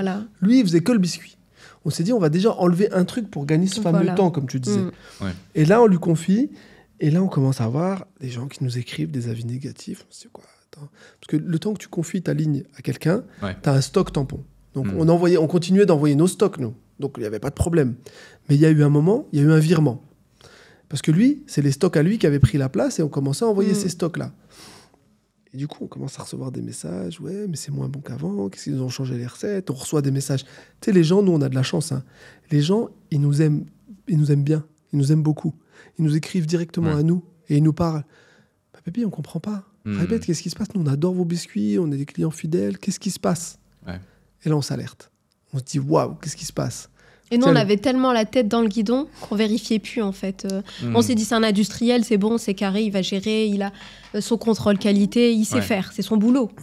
Et non, on ne faisait plus la contrôle qualité. Je lui disais pas d'envoyer des biscuits pour que je goûte tous les mois. On a fait confiance. Tu vois, on a fait confiance. En plus, on était sur M6, on passait sur M6. Tout le monde nous voulait dans toutes les télés. On passe aux 12h45, aux 20h, au machin, venez à cette soirée. Tu sais, c'est à ce moment-là, tout le monde veut te voir, t'es au haut de la vague. Ouais. Et nous, en plus, on s'arrêtait pas. On allait chez le président, on allait voir Patrick Pouyanné. On s'arrêtait pas. On était dans un feu incroyable. Je crois que ça s'est jamais arrêté depuis. Mais... Et du coup, à ce moment-là, Fatia, elle me dit, attends, on va à l'usine. On va à l'improviste, on va à l'usine. On arrive à l'usine, on commence à demander des contrôles, on commence à regarder.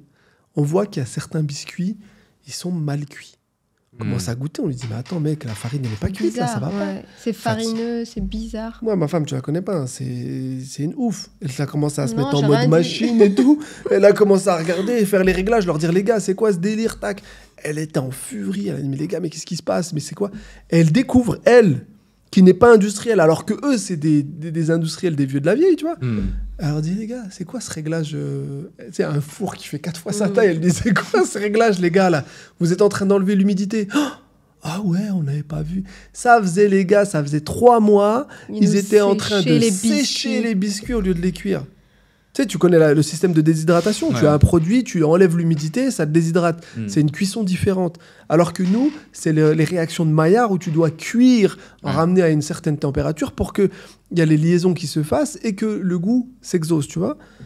Et là, on commence à les regarder et ils nous regardent comme des teubés, genre ah ouais, non, mais incroyable les gars. Et là, ce jour-là, on s'est dit attends. En fait, c'est pas tout le monde qui est biscuitier. Biscuitier, c'est un métier. Réellement. C'est comme pâtissier, c'est un métier. Et nous, on avait fait confiance à quelqu'un qui faisait un peu de la protéine. Tu vois ? Et c'est un autre métier, mais il nous disait, ouais, mais moi, je sais faire du biscuit protéine. Et après, on s'est dit, nous, on a été bêtes à ce moment-là. Parce que même quand on goûtait ces biscuits à la protéine, ils n'étaient pas bons. Mais nous, on a mis ça sur le fait que c'était des biscuits protéinés, tu vois. Et après, quand on a découvert des gens qui font de la protéine et qui font des bons biscuits, on a dit, ah ouais, toi, t'es biscuitier, puis en plus, tu sais travailler la protéine. On s'est dit, OK. Et c'est là qu'on a commencé à chercher un autre industriel. D'accord. Et c'est là que cette fameuse rencontre est arrivée. Nous, on a une chance de dingue. C'est que le destin fait bien les choses. On fait les bonnes rencontres au bon moment. On a pivoté. Et là, franchement, en termes de qualité, on va sortir très bien. Biscuits. C'est incroyable. Je confirme, j'ai bien fait. Moi, tu sais, je suis gourmand, donc j'avais envie de goûter absolument. Mais je recommande, en tout cas, le noisette. Mais je pense que je vais bien aimer aussi caramel. Puis en plus, il y a un petit trick, c'est que moi, j'adore les pop-corn. Je suis un malade de pop-corn, vraiment. Du coup, j'ai un attachement émotionnel à l'image du pop-corn. Du coup, on a bien fait. Alors. Le caramel, tu vas adorer. Ah ouais, je te conseille de le goûter, tu vas adorer. Ah, je vais le goûter, c'est sûr. Mais je le goûterai dans un bon contexte. Là, tu vois, on vient de te faire voyager en Turquie. Là, c'est un magnifique biscuit qui s'appelle le kurabiye, qui est un biscuit turc qu'on a découvert quand on était à Istanbul. Pareil, le destin a fait qu'on a raté notre vol. On était épuisés, on rentrait d'Inde à ce moment-là. Et on a fait une belle rencontre qui est Mehmet et qui nous a accueillis, qui a pris soin de nous et qui est aujourd'hui encore un ami. Et sa famille produit des noisettes dans le nord de la Turquie. Et là, m'était venue l'idée de lui faire un biscuit à la noisette. Magnifique. Et c'est un biscuit qu'on a gardé. Ouais, magnifique, en tout cas très très bon. Merci pour ça. Je vais toutes les garder les boîtes, hein, je vous préviens. Elles sont pour toi, plus sérieusement, du coup, c'est super intéressant l'histoire de la transparence et de la proximité que vous avez établie avec votre audience. Ça me fait penser à Socona qui est venu aussi sur le plateau du podcast, qui a la marque SoCup. Et du coup, ils ont littéralement explosé. Elle vend des cups finalement, donc pour les phases menstruelles des femmes. Et du coup, elle aussi, justement, partie de zéro, elle a tout filmé, elle a créé une grosse proximité avec son audience, puis elle pouvait dialoguer, échanger, discuter, et cette proximité, des années plus tard, où aujourd'hui, elle a des chiffres d'affaires qui sont colossaux, plus de 300 000 clientes, donc c'est quand même... C'est génial. C'est beau. D'ailleurs, superbe épisode que je vous invite à regarder. Pareil, l'audience... la clientèle la contacte directement, la connaît et ça crée vraiment un lien et je recommande à toutes les personnes qui nous écoutent justement d'aller dans ce sens encore plus avec l'ère du personal branding que tu as évoqué tout à l'heure et que vous incarnez. Et les gens ont besoin, juste pour finir, les gens ils ont besoin de donner du sens à ce qu'ils achètent aujourd'hui. Complètement. Et d'identifier les personnes qui sont derrière les entreprises. Tu sais, quand on a eu ce problème des biscuits mal cuits, il y a beaucoup de biscuits qui ont été envoyés. La chose qu'on a faite, c'est qu'on a pris notre téléphone au moment où on a découvert la mauvaise cuisson, on l'a filmé, on l'a expliqué face caméra. Les industriels, ceux qu'on connaît, ils nous disent « Non mais faites pas ça, vous allez pas... » On leur dit « Mais les gars, il faut assumer. On a fait ce choix-là, il y a des mauvaises cuissons, on s'est excusé. Je peux te promettre que cette vidéo, on l'a balancée. Les gens nous ont remercié. Derrière les ventes, ils sont allés encore plus fortes parce que les gens se sont dit « Ok, eux, ils ne nous prennent pas pour des poires. Il y a un problème, ils nous le disent. Donc pas de souci. » Il y a c'est Jean-Pierre Nadir, que tu dois connaître. Il nous a dit un coup, quand il a investi chez nous, il nous a dit « Attendez, je vais vous dire un truc. Ce qui est dingue avec Papépi, ce que vous avez réussi, vous avez créé une marque empathique. Les gens ont envie de vous voir réussir. » Et il a dit comme ça, il a dit « Mais c'est pas français, ça !» Tu vois. Et c'était drôle qu'il nous dise ça. Il nous dit « Vous avez réussi à faire que les gens ont envie de vous voir réussir. » et tout. Et ça nous a beaucoup touchés, parce que c'était pas une ambition au début. On a juste été nous-mêmes. Et on s'est dit que moi, ça me touche beaucoup parce que j'ai jamais été accepté aussi facilement dans les groupes ou avoir des amis, qu'aujourd'hui, les gens m'apprécient pour ce que je fais, pour ce que je suis, pour ce que je défends. Ça me fait énormément de bien. C'est un peu une revanche sur la vie, réellement. Toi, moi, je suis un enfant des hôpitaux Necker, en centre de rééducation. Aujourd'hui, on m'a toujours dit que j'étais un tocard et que j'étais décalé. Aujourd'hui, j'ai l'impression d'avoir changé un petit peu de bord, mais je n'oublie pas d'où je viens. Et c'est pour ça que j'aime, moi, les gens qui galèrent. J'aime les gens qui sont mis de côté. C'est ceux auxquels, moi, je m'identifie. Et j'aime les prendre par la main et leur dire « Mais va, tu sais quoi, il y a de la lumière sur nous. Viens prendre de la lumière, profite. » Tu vois. Et c'est ça qui caractérise aujourd'hui notre ADN. C'est qu'aujourd'hui, avant, personne ne voulait nous partager son réseau. Du moment où nous, on a eu un mail, on s'est dit « Faut pas qu'on ressemble à ceux qu'on dénonce. » partageons notre réseau, partageons qui on est, partageons dès qu'on connaît quelqu'un, invitons les gens là où nous on a invité, où normalement ils n'ont pas leur place, mais si, on va leur faire une place aussi. Ouais, c'est une excellente chose et je vous rejoins sur bon nombre d'aspects. Tu parlais de Jean-Pierre Nadir justement. On va pouvoir parler de Kwema, donc qui veut devenir mon associé. Vous avez participé donc à cette émission. Quel a été l'impact médiatique concret, le avant-après qui veut devenir mon associé pour vous? Qui veut être mon associé, je pense que pour beaucoup a été une énorme visibilité. Ouais. Sincèrement, si je peux le recommander à certaines entreprises, c'est... faut le faire. On est passé, en chiffres, je me rappelle plus. 100 000. Ouais, on est passé de 100 000 euros de chiffre. On a fait 100 000 euros. 100 000 euros en 2 heures. Je me rappelle plus des chiffres. Si c'était ça. 2 heures, on a eu un petit passage qui a duré, pas un petit passage en prime time, 25 minutes. On a fait 100 000 euros de chiffre d'affaires sur ce moment-là. Et seul le mois de janvier 2021, on a fait 240 000 euros de chiffre d'affaires, sachant que le mois d'avant, on avait fait 30 000 euros de chiffre d'affaires, tu vois. Ok. Donc ça presque un fois 10. Ouais. Et énormément de followers, beaucoup de messages d'encouragement, plus de 13 000. Tous nos équipes étaient dessus, ils savaient plus gérer. Ils tous du nez, c'était incroyable. Tu parlais de commandes tout à l'heure, on a mis plus de 2 mois à livrer tout le monde. Ouais. On s'y attendait pas en fait, on nous avait préparé à quelques commandes, mais pas autant. Pas autant. C'était incroyable, mais en termes de visibilité, c'était énorme. Mais il y a eu un événement marquant sur notre passage dans Qui veut être mon associé, c'est que quelques mois avant, on avait rencontré quelqu'un qui nous avait dit... préparer son avenir, c'est préparer son passé. Et ça, quand on l'avait compris, quelques mois avant, en plus, on s'était fait passer pour Chronopost, donc on avait déjà en investisseur Anthony Bourbon. Donc on avait eu quand même une petite accélération.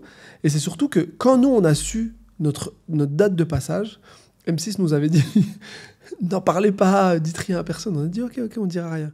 On a tout de suite préparé une presse où on a expliqué qu'on allait passer là, qu'est-ce qu'on allait mettre comme stratégie marketing. On a organisé plein de dégustations, des têtes de gondole. On allait voir Monoprix, on leur a dit « Regardez, on passe à telle date ». On a fait des commandes avant. On est passé le 5 janvier 2021. T'arrivais le 6 chez Monoprix. On était dans les écrans. On a fait une vitrine sur les Champs-Élysées. Il y avait écrit « Pas Pépille ». Il y avait des têtes de gondole, les séparateurs de caisse. Ils nous avaient fait une campagne de lancement énorme. On a vendu autant que Nutella pendant les 15 jours après le passage sur M6. On a fait un chiffre incroyable. Tout le monde nous voyait partout. Et après, derrière, on a dit, quand les gens nous ont découvert sur M6, ils se sont dit « Ah ouais, c'est qui eux ?» Ils ont été touchés par notre histoire. Mais le truc le plus ouf, c'est quand ils sont allés regarder en arrière. Ils ont vu les vidéos, ce qu'on partageait, notre audace. Nous, il y avait des vidéos où on parlait de comment on travaillait en couple. Tu nous vois à l'usine en train de travailler, comment on fabrique nos biscuits. Ils se sont dit « Ah ouais, non, c'est pas juste un coup de com' là. C'est juste que là, ils ont eu une audience qui a été décuplée. Ouais. Mais en réalité, ceux qu'on voit là, ils étaient déjà eux avant même. Ils sont pas devenus ce qu'ils sont parce qu'il y a la télé. Ouais. Et ça a mis une vraie cohérence et une vraie transparence sur qui on était. Ouais, ce fameux concept de build-in public qui est de plus en plus populaire et qui devrait être abordé et adopté par beaucoup plus de gens, parce que finalement, même si tu as le sentiment et peut-être la sensation des fois de mettre en place des choses qui n'est pas assez vu, pas assez considéré, le jour où les projecteurs sont sur toi, tout ça prend beaucoup plus de valeur, beaucoup plus de sens. Il faut aller plus loin même, c'est build with public. Ouais. Aujourd'hui, c'est ça le level up. Nous, nos produits, nos recettes, si tu goûtes la corne de gazelle comme elle est là aujourd'hui, c'est pas la corne de gazelle que nous, on a créée. On a adapté la dose en sucre, la dose en fleur d'oranger, la texture, parce qu'on a envoyé des produits aux gens. Et même gratuitement, certaines fois. On leur a dit, dites-nous. Et il y en a même qui nous ont dit, non, on n'accepte pas la gratuité. On est là pour vous soutenir.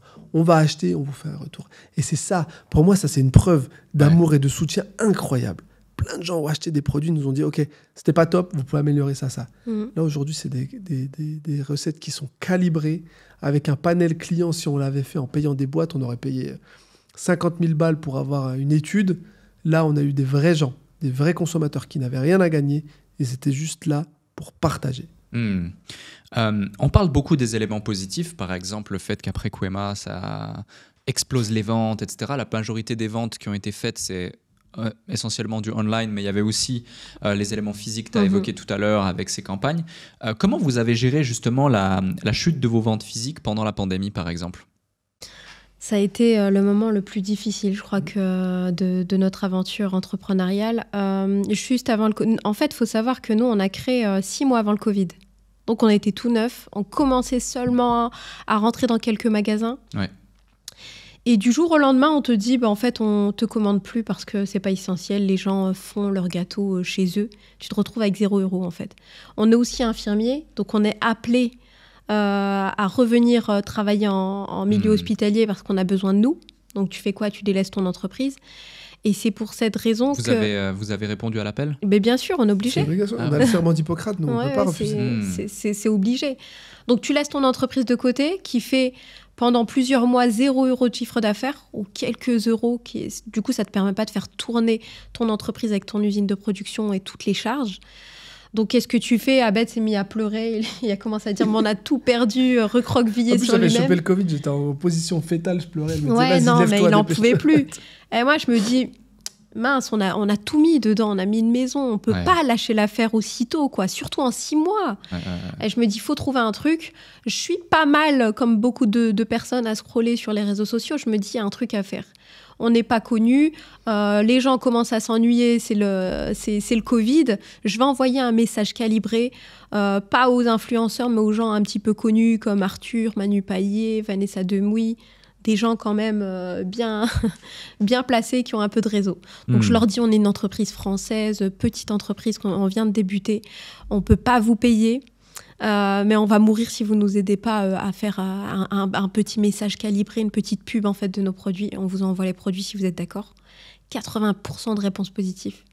Ça nous fait chaud au cœur. Et tu te dis que chacun d'entre eux fait à peu près 5 000 € de commandes. Vanessa Demouy, elle a fait une story, on a fait 5 000 € de chiffre d'affaires. Grâce à leur story. Donc, waouh, tu te dis, mais on faisait plus qu'en magasin. Quoi. La solidarité mais c'est magnifique. La crédibilité. En fait, si tu veux, là, il n'y avait pas de hashtag sponsorisé. C'était des gens, et en plus, ce qui était dingue, c'est comment ils en parlaient face caméra.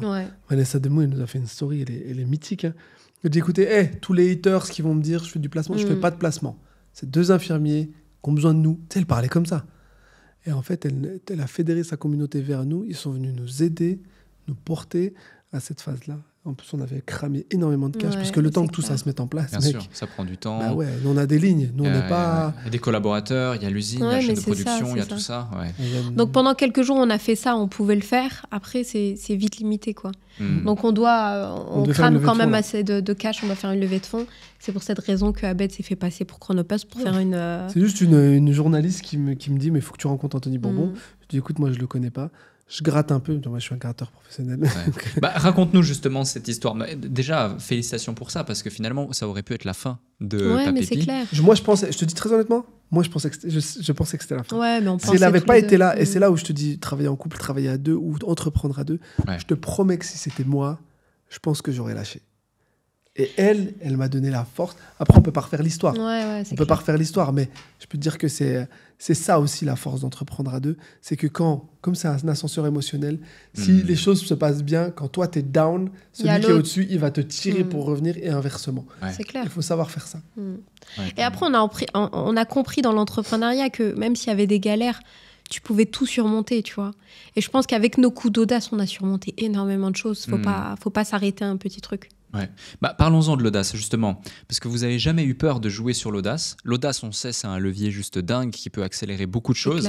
Même une des premières fois que je t'ai vu sur LinkedIn, vous étiez aussi tous les deux, c'était dans une sorte de regroupement et autres, et tu as chopé Emmanuel Macron, le président de la République, entre différentes personnes, et tu lui parlais de je sais pas quoi, peut-être même des stations Total, ou je sais plus, je sais plus. Alors c'était à l'Élysée, non? C'est possible, c'est possible. Ouais, la première qui avait buzzé, c'est quand on est passé chez Anthony Bourbon. La deuxième qui a explosé, c'est quand on a fait un pitch élévateur au président de la République.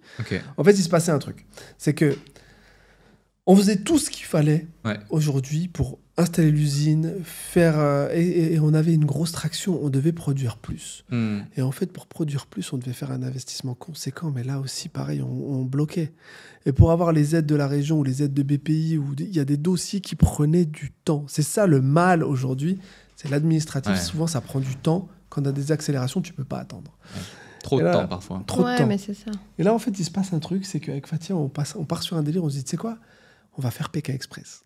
On s'inscrit au casting de Pékin Express. Et c'était parti sur un poisson d'avril qui est parti en couille derrière. Et on va au casting, on est convoqué au casting de Pékin Express. Ok. On arrive au casting, on fait le casting. Et en sortant du casting, il y a la foire de Paris en face de nous. Et on devait prendre le train, on avait 3 heures d'attente. On se dit, mais tu sais quoi, il y a plein de gens, ils nous avaient écrit, venez nous filer de la force à la foire de Paris. On rentre, je fais 2-3 stories avec des personnes.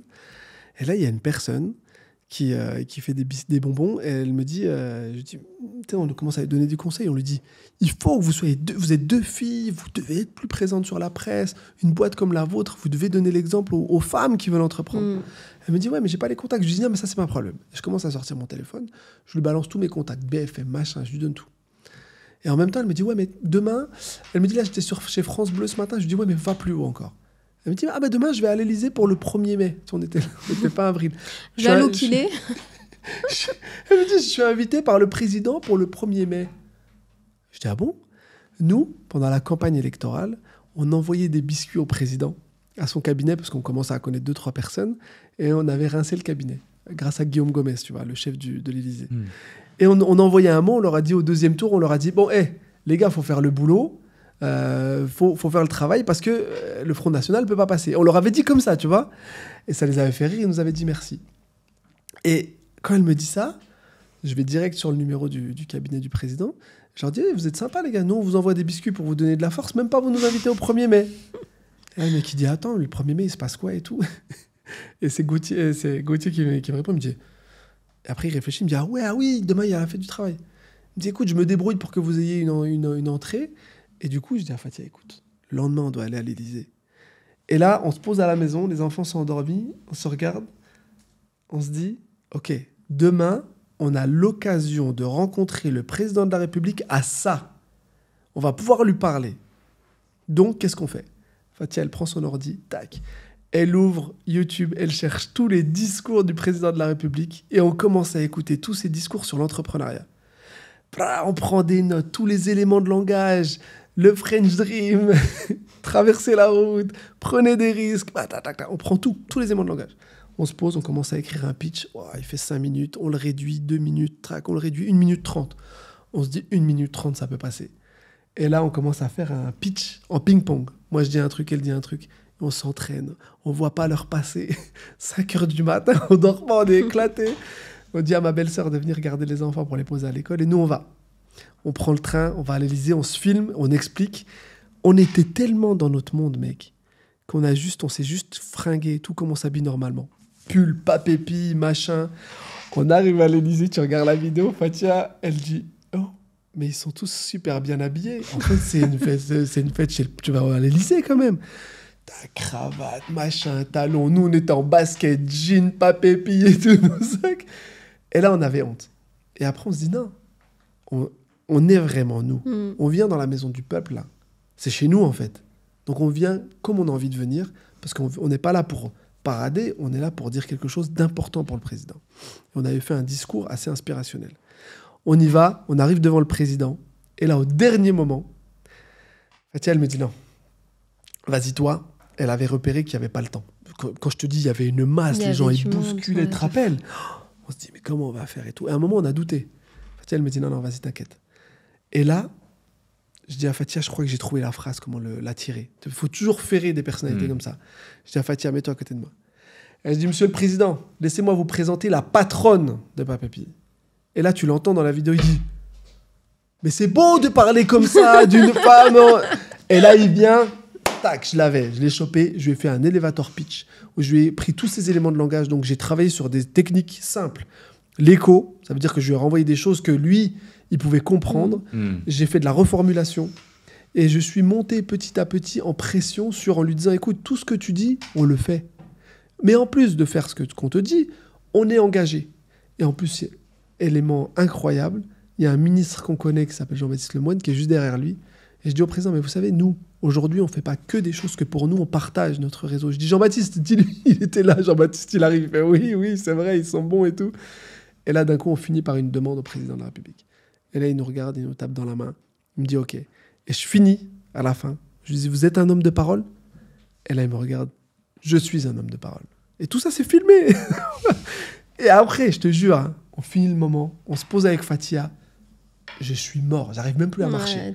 En fait, à ces moments-là, il faut que tu comprennes qu'ils sont hyper préparés. Ça demande une énergie énorme. Je te jure, après, c'est elle qui m'a porté jusqu'à la maison. Abuse pas, mais... Pas porter, me traîner, tu vois. Je te promets, en termes d'énergie, on était morts. On n'en pouvait plus. Parce que ça demande vraiment un engagement fort avec un objectif. Mais ce que tu peux comprendre de cette situation que tu as vue, qui a fait quasiment 8 millions de vues, cette vidéo, même quasiment 10 millions, je crois, aujourd'hui, quand tu regardes cette vidéo, elle a eu un impact énorme sur les gens. Pourquoi ? Les gens se sont dit, OK, oser, on peut le faire. Ouais. En plus, on a mis un titre, on s'est incrusté à l'Élysée. Ils ont tous regardé. C'est celle-là, c'est cette vidéo. Ouais, ils ont dit, ah oui, ils sont incrustés à l'Élysée. La deuxième chose, c'est que, sans être des politiques, on est juste des simples personnes, nous. On est des travailleurs. On a réussi à monter un pitch qui parlait à tout le monde. On avait les bons mots. On a dit au président, écoutez, on n'est pas youtubeurs, nous. Hein. On n'est pas des influenceurs. Mais on est là devant vous, on était travailleurs. Et on est là pour représenter une partie de la population qui ne se sent pas entendue. Et les gens se sont sentis représentés. Ouais. Et ça a donné une puissance énorme à notre discours. Et aujourd'hui, tu vois, il y a des pitchs à nous, comme tu le disais tout à l'heure. Il y en a, ils sont étudiés à l'ESSEC, à HEC. Quand on a eu 2500 stations-service avec Total Energy, c'est un pitch qu'on a fait à Patrick Pouyanné. En 2 mois, 2500 stations-service. Incroyable. Aucune marque, ça s'est jamais vu ça. Pourquoi ? Parce qu'on a osé être différent. Ouais, c'est super intéressant et ça donne de l'espoir justement à celles et ceux qui voient cette vidéo, donc la vidéo que vous avez diffusée, ce podcast aussi, et c'est assez dingue. Et je pense qu'en complément, vous pouvez nous raconter l'histoire du Chronopost avec Anthony Bourbon. Ça, c'est quand même assez fou. Hein. Ça, c'est quand même assez fou parce que il y a beaucoup de gens qui tu leur racontes cette histoire. C'est complètement dingue, ouais, hors du champ des possibles, tu vois. Ça. Et réussir à la penser, à la planifier, à l'exécuter et à arriver en bout de chaîne à l'objectif, c'est beau. Alors, elle n'est pas pensée. Okay. Elle n'est pas planifiée. Okay. C'est un terme que me répète souvent mon papa. Mon père, il me dit « Abed, ça ne sert à rien de rêver. Reste dans l'ici et le maintenant quand tu vis quelque chose. Donc, reste connecté à ce qui se vit autour de toi. Moi, j'ai tendance à être comme ça, avec quelqu'un de focus. Quand je vis un truc, tu m'as. Je suis quelqu'un de très passionné sur ce que je fais. Et à ce moment-là, quand la journaliste me dit « Écoute, tu dois rencontrer Anthony Bourbon », on était chez BFM Business, on faisait la matinale. Je dis « Mais je ne le connais pas. » Elle me dit « Ouais, mais attends, je vais te faire une remise en lien. » Je dis « Écoute, moi, je viens d'Annecy, là, j'ai dormi dans la voiture, j'ai payé 170 balles l'aller, là. Il faut que je rentabilise. Donne-moi son numéro. » J'ai insisté un peu, elle me le donne. Je lui envoie un SMS, il ne répond pas. Et avant de partir, je me dis « Mais tu sais quoi, qui ne tente rien à rien ?» La fameuse phrase. Vas-y, j'appelle. Et là, il me répond direct, c'est Chronopost. Il y a un blanc hein, quand même. Hein. Je dis oui. Je dis pas oui. Je dis oui. Je me rappelle. Je dis oui. L'adresse est effacée, j'ai que votre numéro de téléphone. Est-ce que vous pouvez me dire où est-ce que je peux vous livrer ? Et il me dit ouais. Il me donne son adresse. Je dis ok, c'était ses bureaux et tout. Moi, dans ma voiture, il y a toujours des papépis. J'ai toujours des armes. Tu me vois jamais désarmé. Moi, je suis un vrai Américain. J'ai toujours des armes sur moi, des armes de papépis. Tu vois. Et là, je prends un colis. Je vais pas en voiture parce que je me suis dit je vais être en retard. Je vais en métro. Et dans le métro, je vais sur LinkedIn. Je regarde qui est Anthony Bourbon. Je le connaissais pas du tout. Je vois ses discours. Ouais, soyez audacieux. Faut faire preuve d'audace. Moi, je viens du bas, de machin. J'entends tout ça. Je dis, ça va, tranquille, le gars, il va me comprendre, obligé.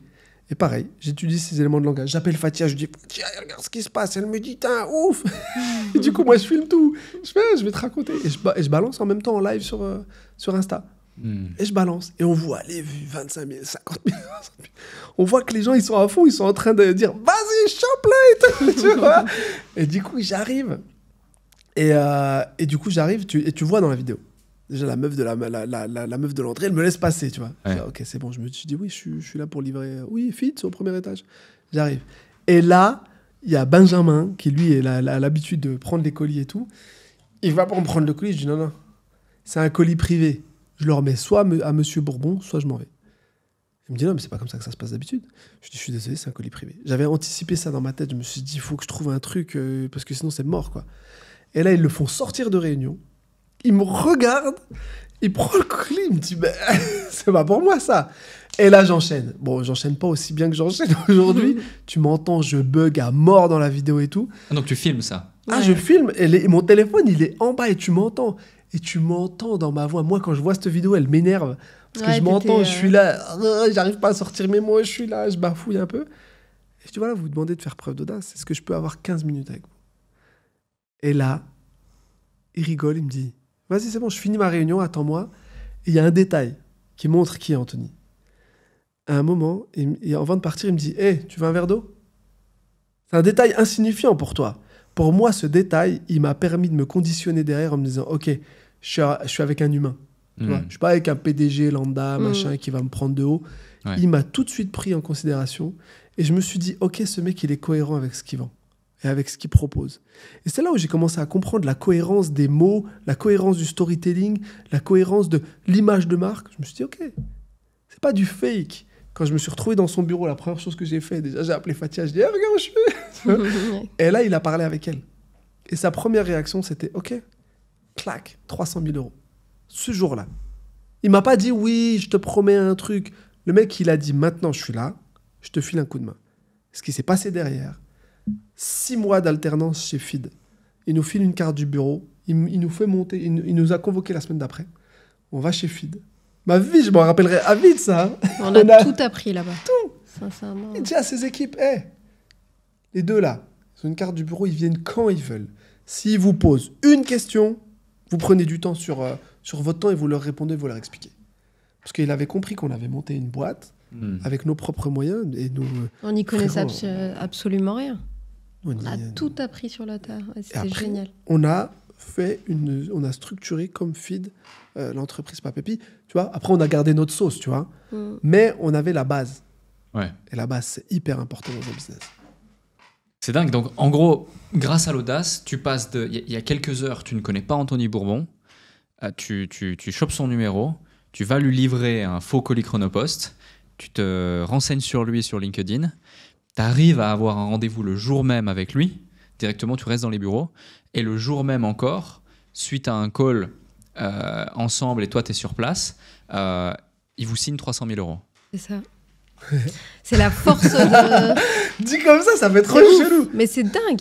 Des fois, il suffit d'une rencontre pour débloquer énormément de choses. Et c'est pour ça qu'on continue des fois le networking, tu vois. Ouais. Même si on a encore du réseau, on se dit... Tu peux trouver des gens hyper lourds qui peuvent t'aider. Moi, je rencontre des Martiens en ce moment sur Dubaï. Je parle avec des gens, les gens, ils vivent sur Mars. C'est un truc de ouf. Mais ça, la manière dont on parle, je te promets, mon ami, si je n'avais pas filmé, je serais en asile psychiatrique. Les gens, ils auraient dit, c'est un mythomane compulsif. Fermez-le. Je serais en camisole. Et c'est ça. La preuve par l'exemple, c'est ça où ce livre, vraiment, c'est pas parce qu'on l'a écrit. On a pris un temps fou à documenter toute notre vie entrepreneuriale, à faire un travail de mémoire sur toutes les vidéos et remettre tous les QR codes pour que tu puisses voir toutes ces vidéos, pas juste pour se mousser et te dire « regarde-nous ». Dans chaque vidéo, il y a un enseignement. Quand on va parler à Patrick Pouyanné, on a fait tout un travail pédagogique pour comment tu vas lui parler. Et après, tu as le rendez-vous de négociation commerciale. Pareil, j'en ai parlé en toute transparence. La campagne de communication derrière. Tout est expliqué avec pédagogie. Qu'est-ce qu'on allait faire ? Avant d'aller chez Total dans leur bureau, je suis allé dans des stations-service, installer des produits dans les rayons, prendre des photos des produits en rayon pour que l'acheteur puisse se projeter. C'est toutes des petites techniques qui font partie de notre bon sens, mais qui, après, quand on les a regardées avec distance et quand des professionnels les ont regardées, nous ont dit « Vous avez des techniques qui sont à l'ancienne, mais c'est des techniques du bon sens. » En fait, beaucoup de business aujourd'hui, tu peux aller plus vite si tu fais preuve de bon sens et que tu restes connecté à ce qui se passe devant toi. Arrête de rêver sur ce qui va arriver dans 3 semaines, 1 mois, 6 mois. Déjà, essaie de réaliser tes objectifs du jour. Ouais, c'est de l'ingénierie sociale, hein, finalement. C'est vraiment l'ingénierie sociale, la compréhension de comment fonctionnent les gens, de tout ça. Tu parlais avant d'analyse comportementale notamment. Ça, plus le bagot, plus l'audace, plus le fait d'oser, enfin plein de choses. C'est assez fou. C'est assez fou et c'est bien que tu l'aies documenté. On mettra le lien justement du bouquin sous la vidéo et sous l'épisode, comme on fait à chaque fois. D'ailleurs, on mettra aussi vos liens justement de vos différents réseaux sociaux. Mais tu sais, ça m'intéresse. Avec ton expérience, parce que moi, j'ai vu ton livre. Tu as une vraie expérience, une vraie maîtrise du sujet. Ça m'intéresse réellement d'avoir ton retour sur ce bouquin.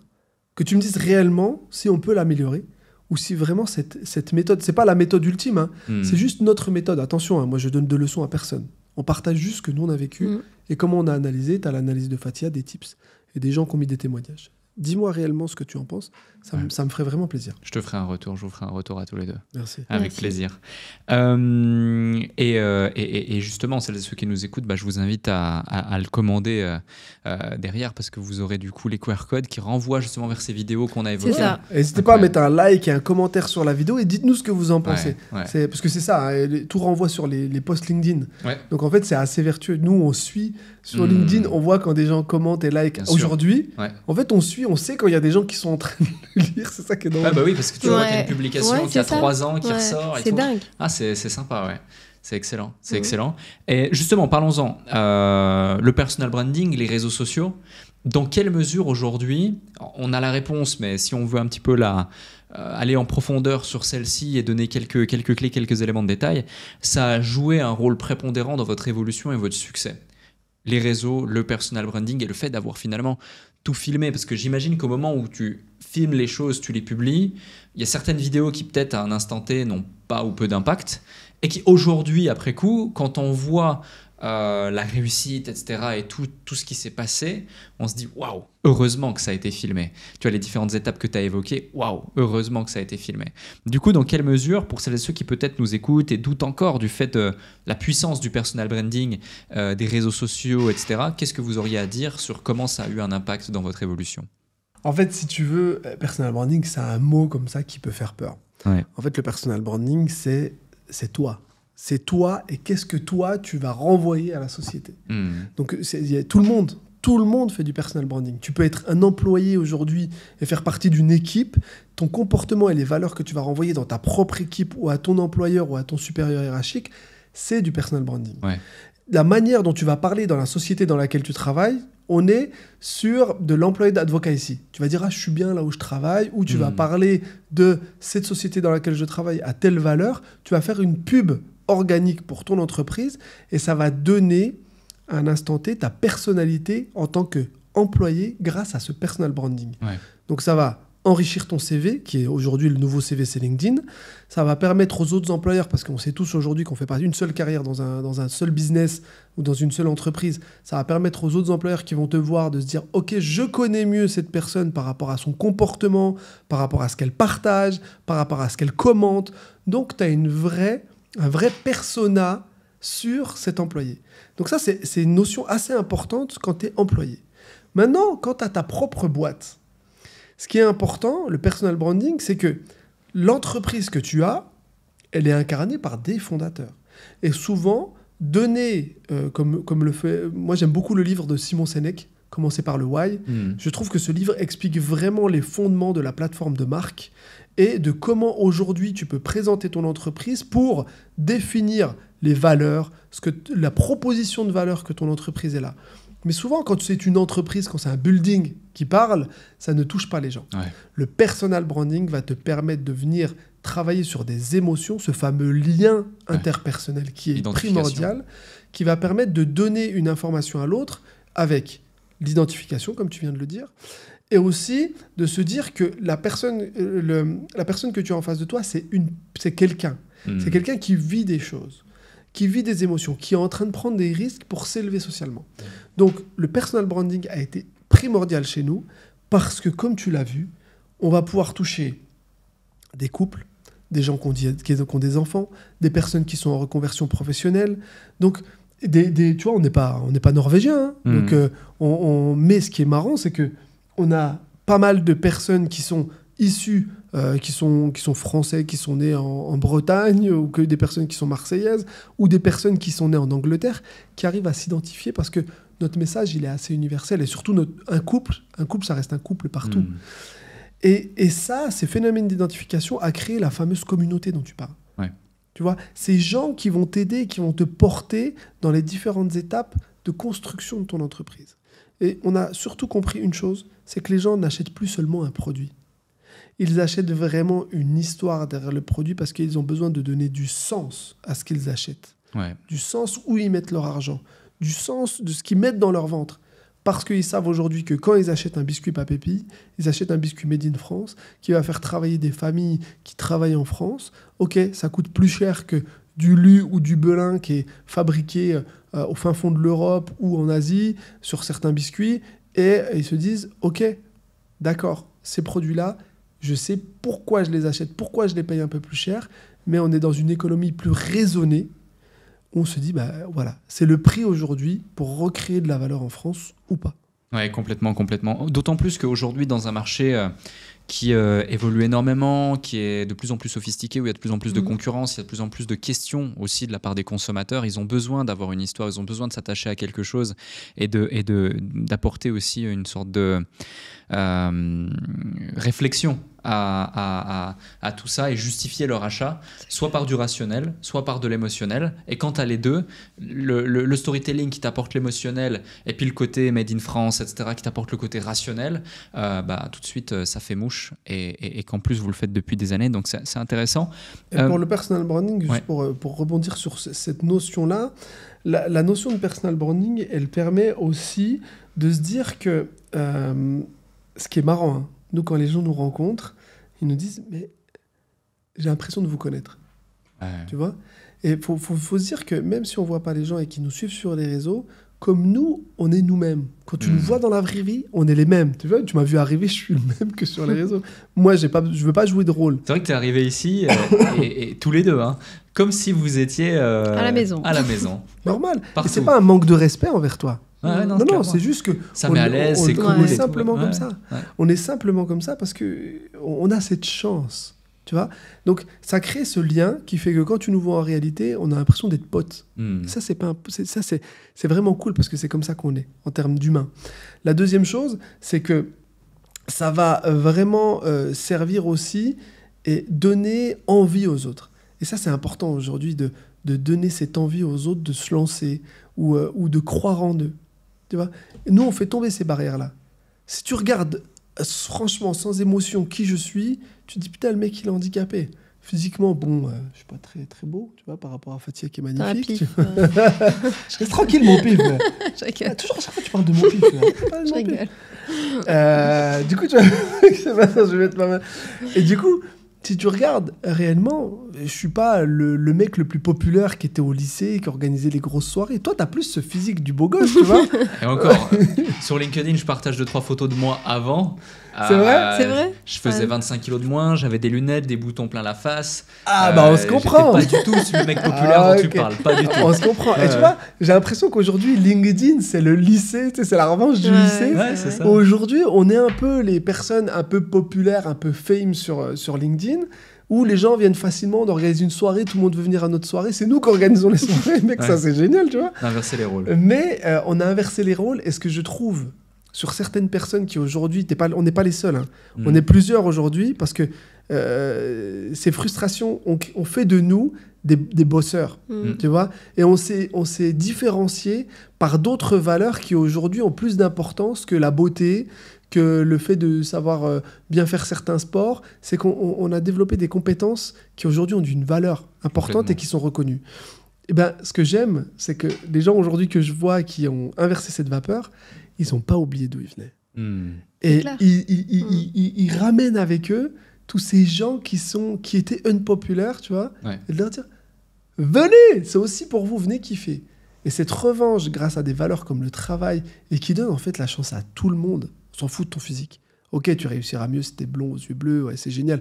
Bon, c'est une réalité. Maintenant, dépassons ça, tu peux aussi réussir autrement. Et ça, j'adore.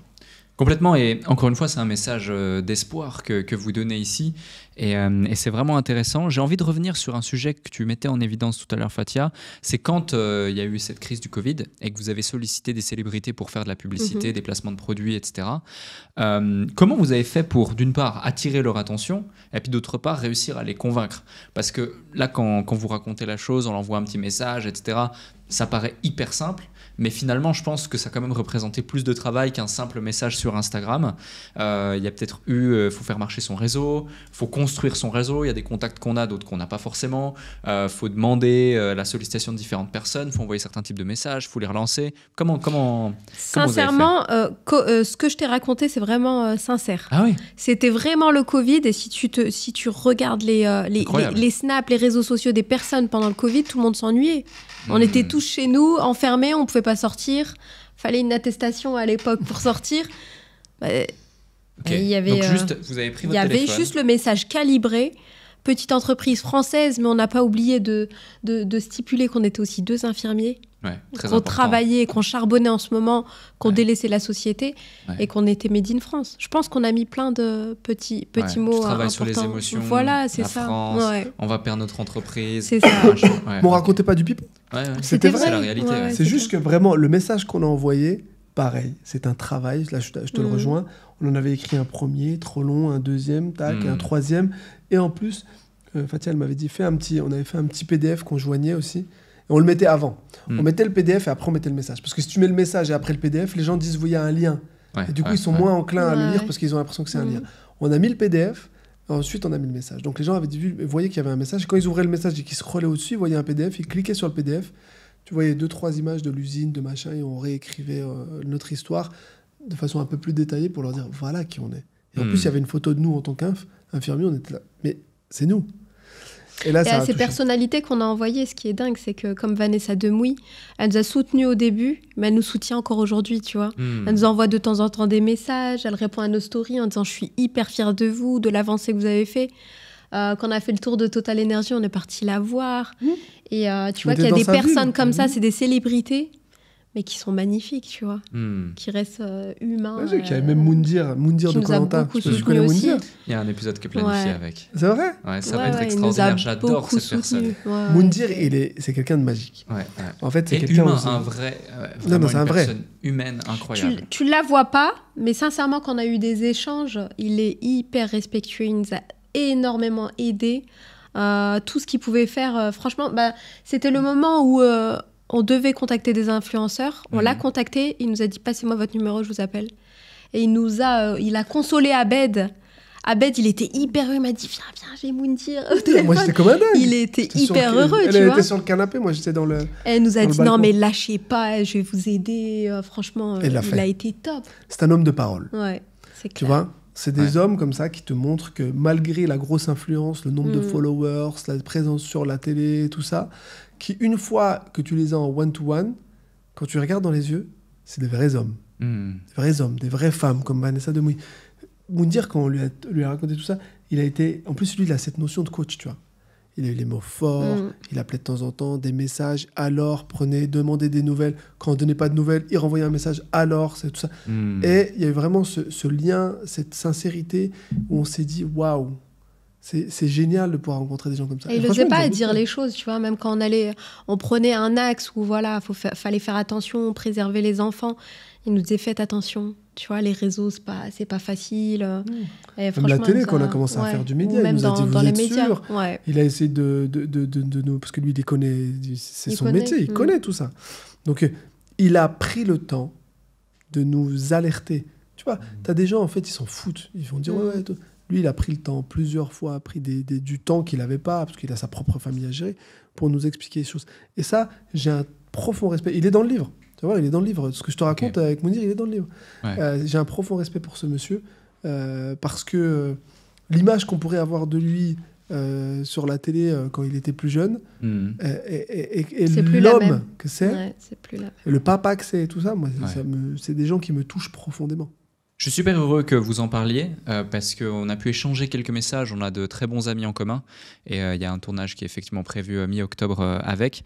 Et le peu de messages que j'ai pu échanger avec, j'ai tout de suite ressenti ça. J'ai encore plus hâte du coup. Non, c'est un grand monsieur. Tu vas voir, tu vas te régaler avec lui. Ouais, c'est clair. Merci pour ça. Il y a encore 2 autres questions que j'ai envie de vous poser. On est là, mais qu'on est en vacances. On a juste un déjeuner networking qu'on a organisé à l'arrache ce soir. Tout à l'heure. On a fait un message sur LinkedIn. On a 40 personnes qui viennent ce soir. Génial. Donc, trop bien. Ça, c'est Dubaï. Tu vois, les gens, ils passent à l'action directement. Cette rapidité d'exécution, qui est à Dubaï, vous l'avez aussi finalement, mais en même temps vous la réfléchissez. C'est quelque chose d'inné chez vous ou pas? Parce que finalement, tu vois, quand tu es face à une situation telle que celle d'Anthony Bourbon, telle que, toutes celles que vous avez évoquées dans cet épisode, et je pense qu'il y en a énormément qu'on n'a pas encore traité. Il faudrait faire un podcast de 12 heures peut-être ensemble pour tout traiter. Presque minimum, on lit le livre ensemble. Minimum, allez. Et justement, c'est quelque chose d'inné chez vous, ce truc où vous avez cette volonté de bien faire les choses. Typiquement, lorsque tu évoques l'elevator pitch ou le message sur Instagram, c'est pas juste un message, il y a vraiment une réflexion derrière, on teste différentes choses, on itère, ok là on est bon, etc. Et peu de gens font cet effort, ce petit effort supplémentaire qui va faire une très grande différence derrière. Où est-ce que vous avez appris ça? C'est quelque chose d'inné, c'est quelque chose que vous avez appris avec le temps. Ça peut être intéressant de zoomer là-dessus. C'est des choses que... En fait, il faut savoir que nous, à la base, on n'est pas du tout réseau social. Hein. On a tout appris sur le tas. Il y a bon 5 ans de ça, quoi. De prime abord, on ne penserait pas ça. Non, pas du tout. Et on n'est pas du tout aussi... à la base, on ne voulait pas se montrer. Tu vois, il y a plein de choses, plein de facteurs qui ont changé entre-temps. Et tout ça, ça s'est appris en réalité avec l'expérience. Et c'est vrai qu'il y a des moments réfléchis, comme par exemple le président de la République. Anthony Bourbon, toi, tu as été comme ça. C'est la spontanéité, mais si tu veux, j'aime bien le terme de vouloir bien faire les choses. En fait, si tu veux, on est comme ça. On a fait des biscuits, on a appris tout ce qu'il fallait pour faire des biscuits. Après, on a commencé à faire de la communication, on a commencé à se renseigner. Et il y a une chose, c'est mon tips que je vais te donner, c'est qu'avec Fathia, on travaille beaucoup l'anticipation. D'accord. Par exemple, moi, si tu me croises, que je suis dans ma voiture sur l'île et en train de rentrer à la maison, tu vas voir, si je suis tout seul, je parle tout seul. Je parle tout seul, comme ça, tout le temps. L'autre jour, elle m'a fait rire, elle était dans la fenêtre de la maison, et j'étais en train de marcher, et j'étais en train d'anticiper une rencontre que je devais faire, et je parlais comme ça, dans la rue, et je parlais tout seul. Elle, comme ça, elle me dit, tu parles à qui encore? Et j'étais mort de rire. Parce que je fais ça. En fait, je m'imagine, je sais que je vais rencontrer certaines personnes, et je me projette. Je m'imagine être devant la personne et lui dire, attends, mais je vais lui parler de ça, qu'est-ce qu'il va répondre? Et s'il répond ça, mais qu'est-ce que je vais lui dire? Et en fait, on fait un travail d'anticipation, un peu un travail prédictif, avec en fait, des éléments de langage qui vont sortir de façon automatique. Mais on les a retravaillés. Ce qui fait que beaucoup de pitch que tu vois, les gens disent, mais attends, mais comment t'arrives à rebondir à ces choses qu'on peut te dire? C'est parce qu'en fait, ils sont anticipés. Je sais pas si t'as déjà vécu ce truc, c'est quand t'es quand tu peux dire à quelqu'un, ah ouais, mais j'ai une impression de déjà vu. En fait, moi, je travaille ce déjà vu. Et comme ça, quand on se retrouve à ce moment-là, et même beaucoup, tu verras, beaucoup de pitch, je les ai travaillés avec Fathia, quand on se retrouve à ce moment-là, j'ai l'argument automatique qui me permet de garder ma ligne et de garder toujours mon objectif pour savoir que je dois atteindre ça. Et je me suis mis des armes, tu vois, pour ça. Et beaucoup de choses, on le fait ensemble. Quand on est allé voir le président, il y en a qui nous ont dit, oui, on vous a vu dans le métro. Moi, j'étais comme ça avec Fathia. Je dis, Monsieur le Président. Et les gens me regardaient à côté. Je dis, mais qu'est-ce qu'il dit et tout. On était dans notre bulle. Parce qu'on est des bosseurs, donc on s'en fout. On sait se mettre dans notre bulle n'importe où. Tu vois. Et ça, c'est un vrai conseil que je peux donner aux gens. C'est, OK, tu vas rencontrer quelqu'un, la première chose, va te renseigner sur qui c'est. Qui est cette personne? Parce que quand tu vas parler avec lui, si tu arrives à lui donner des éléments qui se dit, OK, il sait qui je suis, tu vas avoir une considération de la personne en face qui va se dire, ah ouais, attends, il sait qui je suis. Ensuite, c'est d'avoir un discours où tu vas reprendre des éléments de langage sur les sujets que la personne défend. Si tu vas voir, je sais pas, un boulanger, que tu lui parles charcuterie, il va te regarder de travers. Si tu vas voir un boulanger, tu vas parler de la matière première sur la farine, des choses comme ça. Donc, va chercher des éléments de langage et des informations où tu vas pouvoir choper l'attention de la personne et créer ce lien très rapidement. Et une fois que tu as ces éléments-là, monte un elevator pitch où tu vas dire qui tu es. Commence pas tout de suite à dire qui tu es parce qu'il va s'en foutre. Va plutôt lui montrer que tu sais qui lui il est. Et une fois qu'il sait que tu sais que c'est lui, dis-lui qui toi tu es et pose-lui ta problématique. Et pose-lui une question ou pose une problématique atteignable, un objectif atteignable. Tu vois, j'ai pas dit au président de la République, est-ce qu'on peut venir à l'Élysée pour avoir un rendez-vous d'1 heure? Non, on a choisi. Fathia, elle m'a dit, demande 20 minutes. Au début, on avait même dit 10 minutes, mais 10 minutes, on s'est dit c'était trop court. 20 minutes, c'est 20 minutes. Putain, tu fais mal à la tête. Ouais, je sais. Il fait mal à la tête, non? Non, j'aime bien. Mais moi, ça fait toute la journée que j'entends. Ah, puis en plus, il doit répéter ses pitchs, donc... Donc, ça va normal. Ouais, ça voilà, donc objectif atteignable. Exact. Mais c'est super intéressant justement parce qu'on pourrait penser que c'est de l'impro, mais finalement, c'est de l'impro dans l'anticipation. Parce qu'il y a plein de... Moi, je vois ça en fait comme une sorte d'arbre énorme que vous avez déjà anticipé, avec des scénarios potentiels. Et puis du coup, hop, cette réponse, ok, on chope ça, puis d'un coup, tac, en fait, non, c'est ici. Et du coup, tu te ferais un chemin vers ton objectif que tu gardes en tête et en ligne de mire, tu as bien fait de le spécifier. Le tout en t'adaptant bien sûr à ton interlocuteur et qui fait qu'en plus, c'est intéressant parce que vu que vous êtes deux, vous pouvez jouer un jeu de rôle et vous pouvez vous renvoyer la balle. Tout comme quand tu dis Monsieur le Président, je vous présente la patronne de Papépi, ou je pense qu'il y a d'autres situations dans lesquelles vous avez pu faire sur M6, t'as vu M6 mec? J'ai vu, ouais, justement. Et t'as vu que j'ai bugué sur M6? C'est qui a repris tout le...